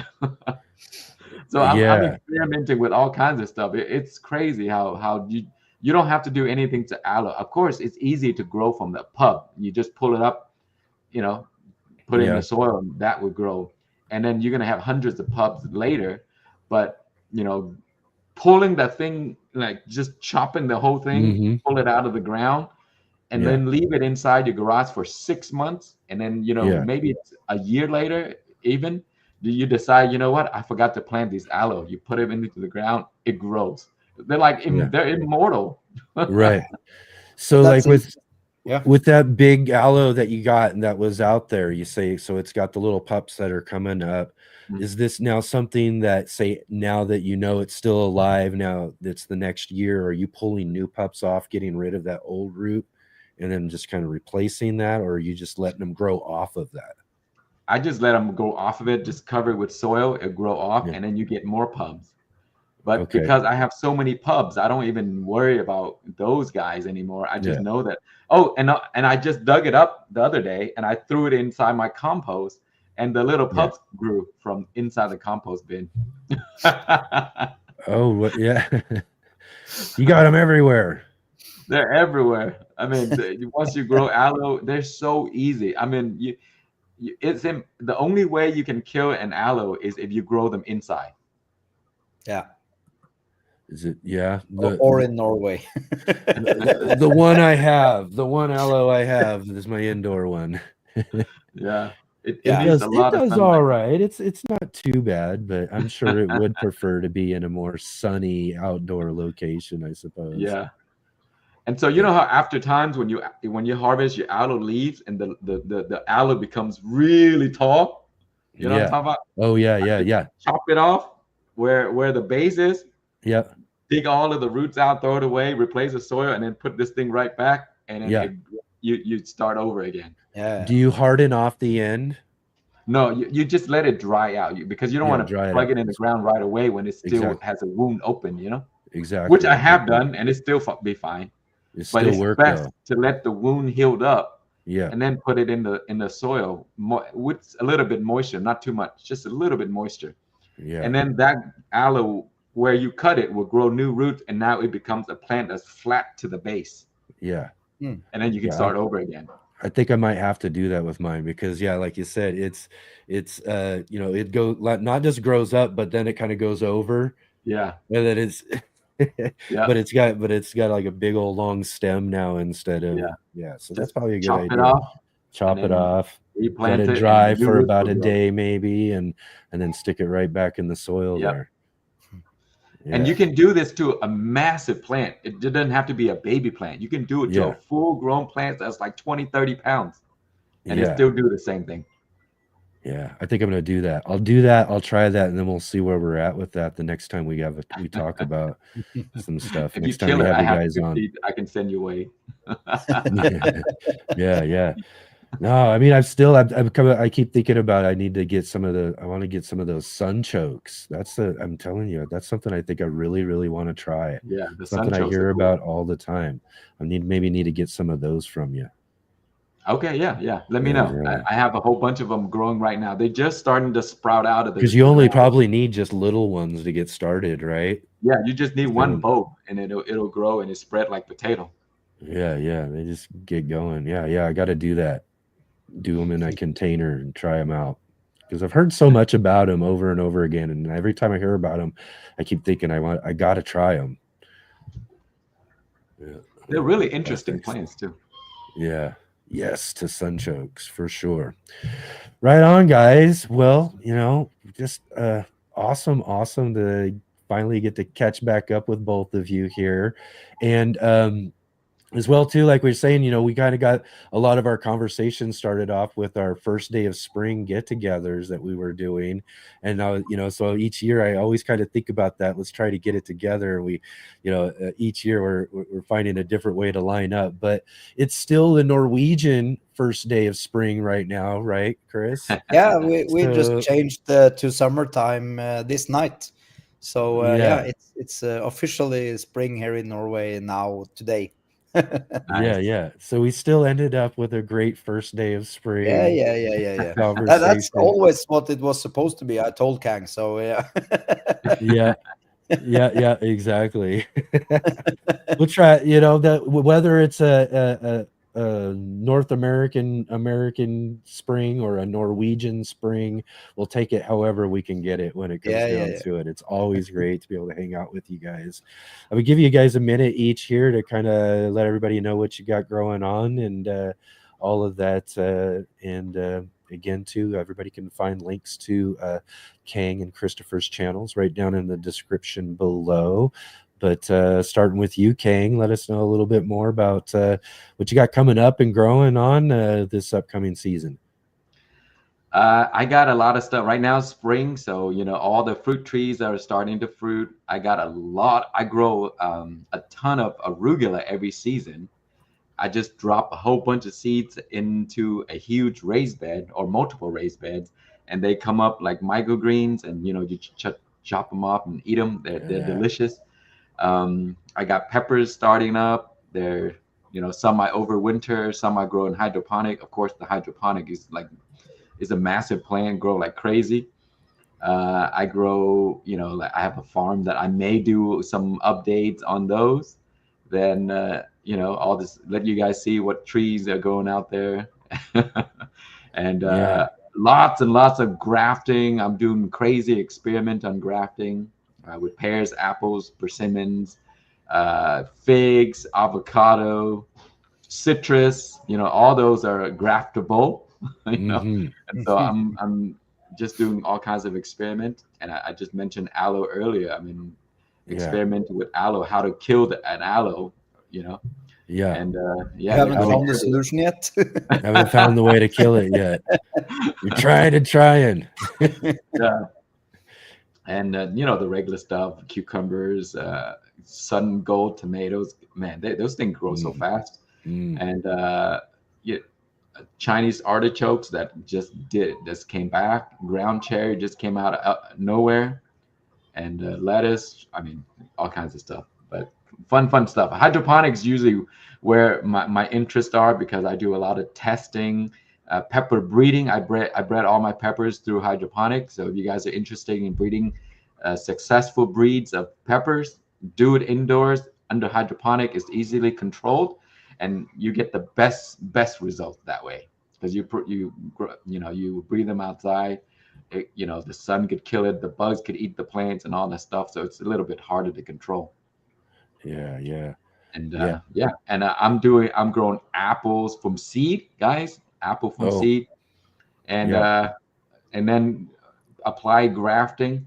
The most interesting is I grow them from seed, and I took that seedling and I grafted it into a mature tree, and now Yeah. that little seedling becomes as big as the mature tree. I don't know. That's Yeah. another experiment I'm doing right now. And so Oh, yeah, man. hopefully that's not too long. You go ahead, Chris.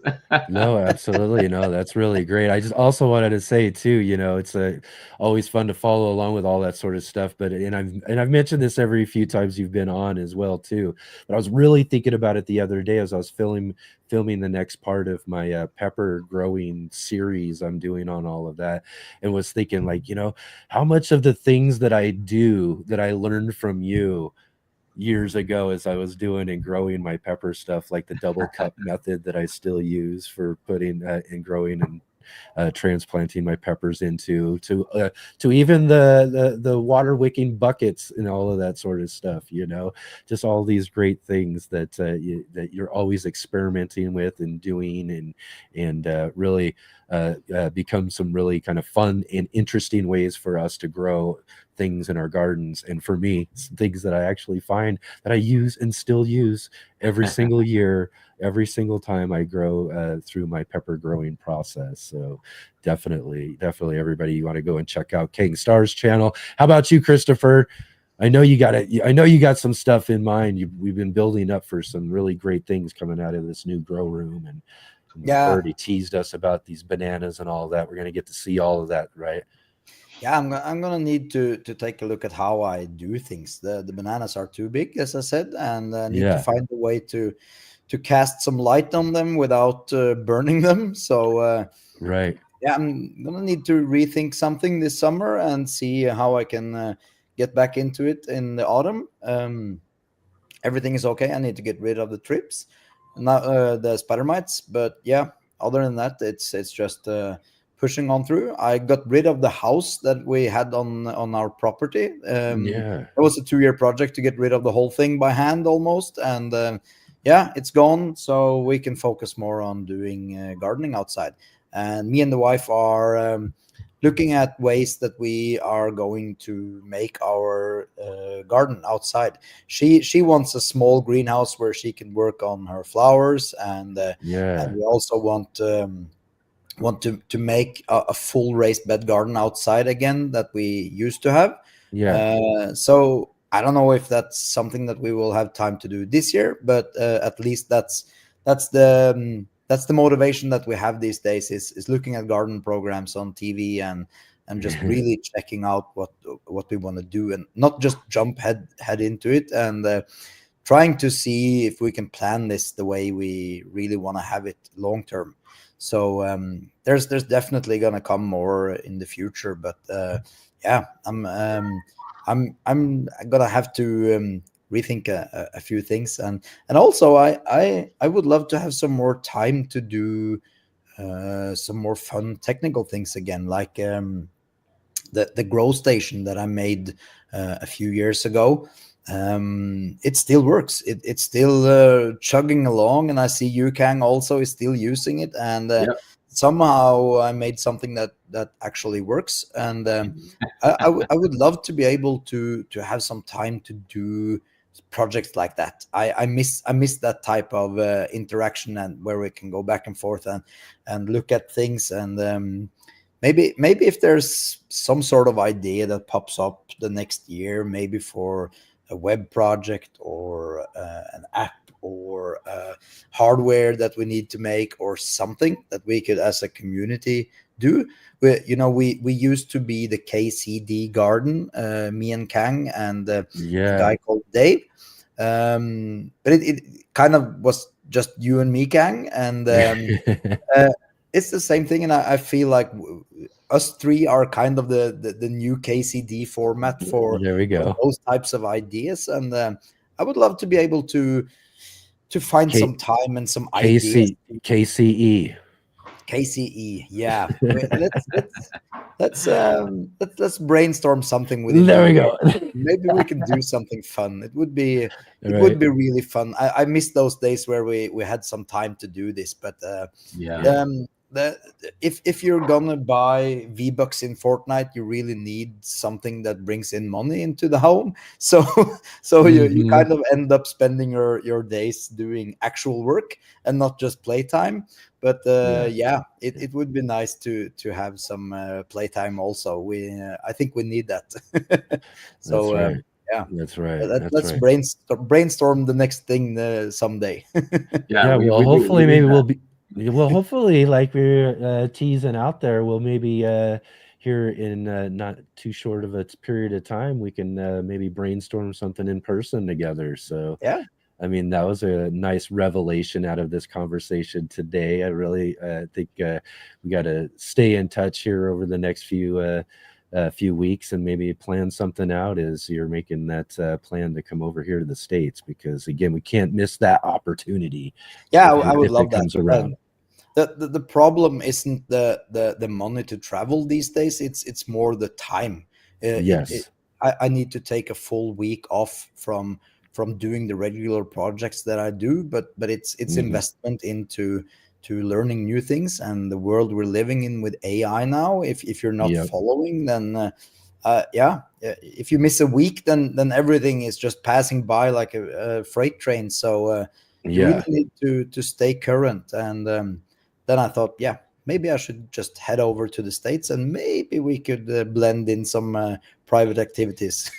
Exactly. Make that work out. But again, too, it's always great to see you guys. It's always great to have a fun conversation here on the show with you guys as well, too. I look forward to having you guys on again here real soon. And like I said, maybe even, if the time period works out or whatever, maybe something in person would be really fun the next time around, too, as well. So I'm doing part of my job. I'm going to the States, so you're doing the real hard long distance part. It'll be a lot probably shorter for me than it would be for Khang too. So so I think it's probably easiest on me when it comes down to it if you're heading here to the West Coast. Maybe I could stop over a couple of places. So we could. We'll definitely figure something out. I really, again, too. Thank you so much, you guys, for coming and hanging out and talking all about what we've got growing on. Like I said, it's always really a pleasure to to be able to catch up with you guys here. And thank you so much for having us. Absolutely. Like I said, have it back together too this time around too is really great as well. So again, look forward to seeing you guys next time. Thanks for spending your time with us here today. And we'll catch you next time, guys. Bye, everyone. Oh, where are we? There it is.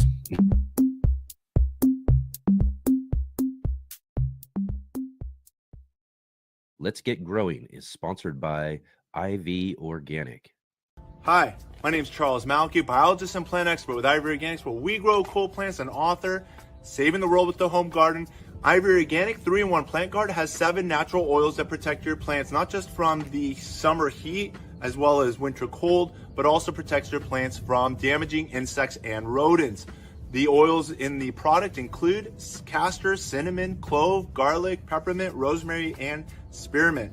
These oils are natural insect and rodent repellent oils, which are encapsulated by the base powder, offering your plants months of protection at a time. One application per year will suffice for protection against damaging summer sunburn and winter sun scald, but if the target is pests, application as much as 2 to 3 times a year may be necessary.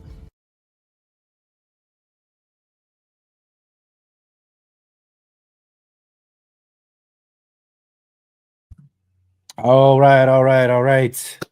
What another great conversation here today with our good friends Christopher and Khang. Like I said, it's always great to catch up with those guys, and what really cool opportunity maybe here real soon to be able to catch up with them in person. Man, that's really got me kind of excited. I've known these guys for many years now, and we all get to know each other through this nice cool online relationships, especially through our show and all of that. But to be able to have the opportunity to be able to get together and hang out in person with those guys sounds like a great time, and I can't wait to hopefully do that too if Christopher makes that happen and gets over here. So that was a great piece of information to get out of that conversation today, for all of us too. I mean, how much fun. We'll definitely make sure that we bring all of you guys along for any sort of great fun in-person conversation we might have as well too. And again, thank you all for being here today and hanging out with all of us. It's just really great to have you all here, a part of the conversation. And I see again too lots of people sorry, I'm just trying to go through some of the conversation here.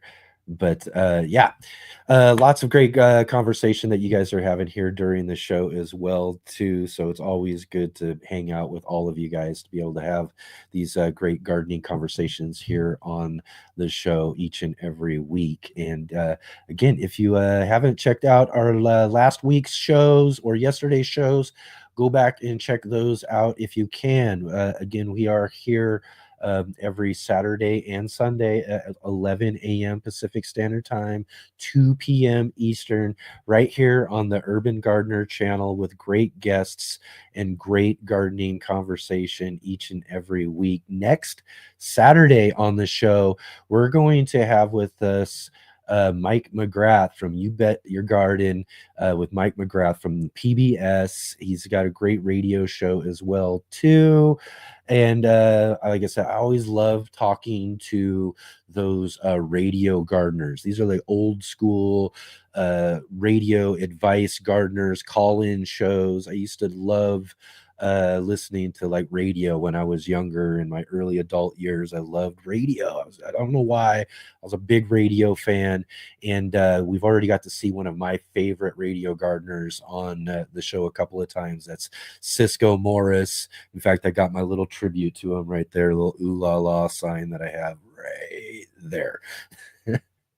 But anyways, someone I listened to for many years on the radio and everything. So I love radio gardeners. So it's going to be fun to catch up with and talk to Mike McGrath, talk all about his radio show, his garden story, and his PBS shows and all of that as well too this next Saturday. And then again too, like I said, we're here on Sunday for our Sunday edition. Next Sunday, we will have joining with us the garden party. We got the folks from the garden party, all three of them together this time.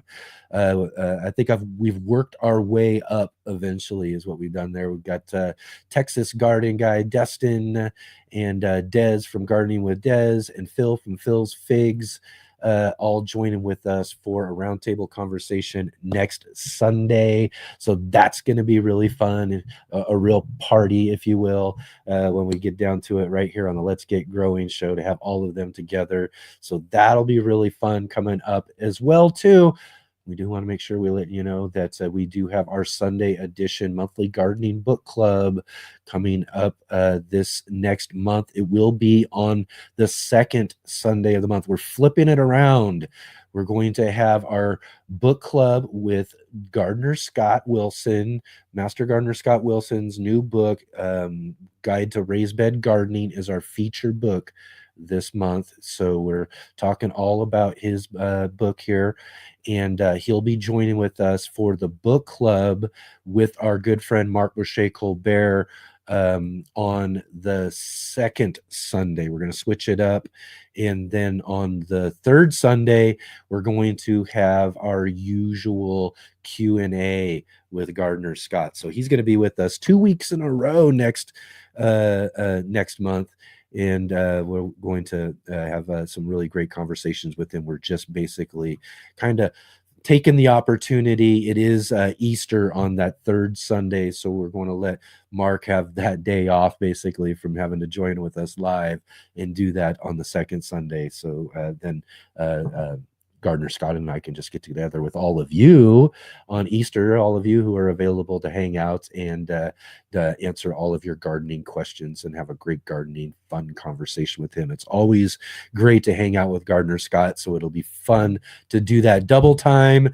And also another note on the fact of us doing it twice next month. We're also kind of not really, it just worked out this way, but he won't be there for us, I believe, May. So the next month he won't be there for the Q&A on his usual monthly Q&A. So we'll have him double time in April. We'll skip May, and then we'll be back on a regular schedule with him on the second Sunday of the month to answer all of your garden questions. But if you do have some garden questions that you have right now or thought of maybe during the show or anything like that, you can go and catch up with Gardner Scott on his channel tomorrow morning. He's always live on Monday mornings on his channel. I believe that's like 8 a.m. Pacific, 11 a.m. noon or something Eastern. You'd have to do that, but I think it's like 8 a.m. Pacific. But yeah, check on his channel there, Gardner Scott, if you want to go and check out his live Q&A with everybody on his channel tomorrow, if you want to get some garden questions answered before you get a chance to see him here on the show. Anyways, we're running long today, but again, it's always fun to get together with my good friends Chris and Khang, so we can give them an extra few minutes when it comes down to it. And again, thank you all for being here with us today. And before you head out, definitely click that like button there, click the thumbs up, subscribe if you haven't subscribed yet already, hit the bell notification to be notified of all of our upcoming videos and live streams, as well as share with all your garden friends. Let them know that we are here again every Saturday and Sunday, 11 a.m. Pacific Standard Time, 2 p.m. Eastern, with some of the best and coolest gardening guests and conversation that you'll find anywhere in the world right here on the Let's Get Growing show. Definitely come and join with us. And I definitely look forward to seeing all of you next weekend. We'll see you then next Saturday.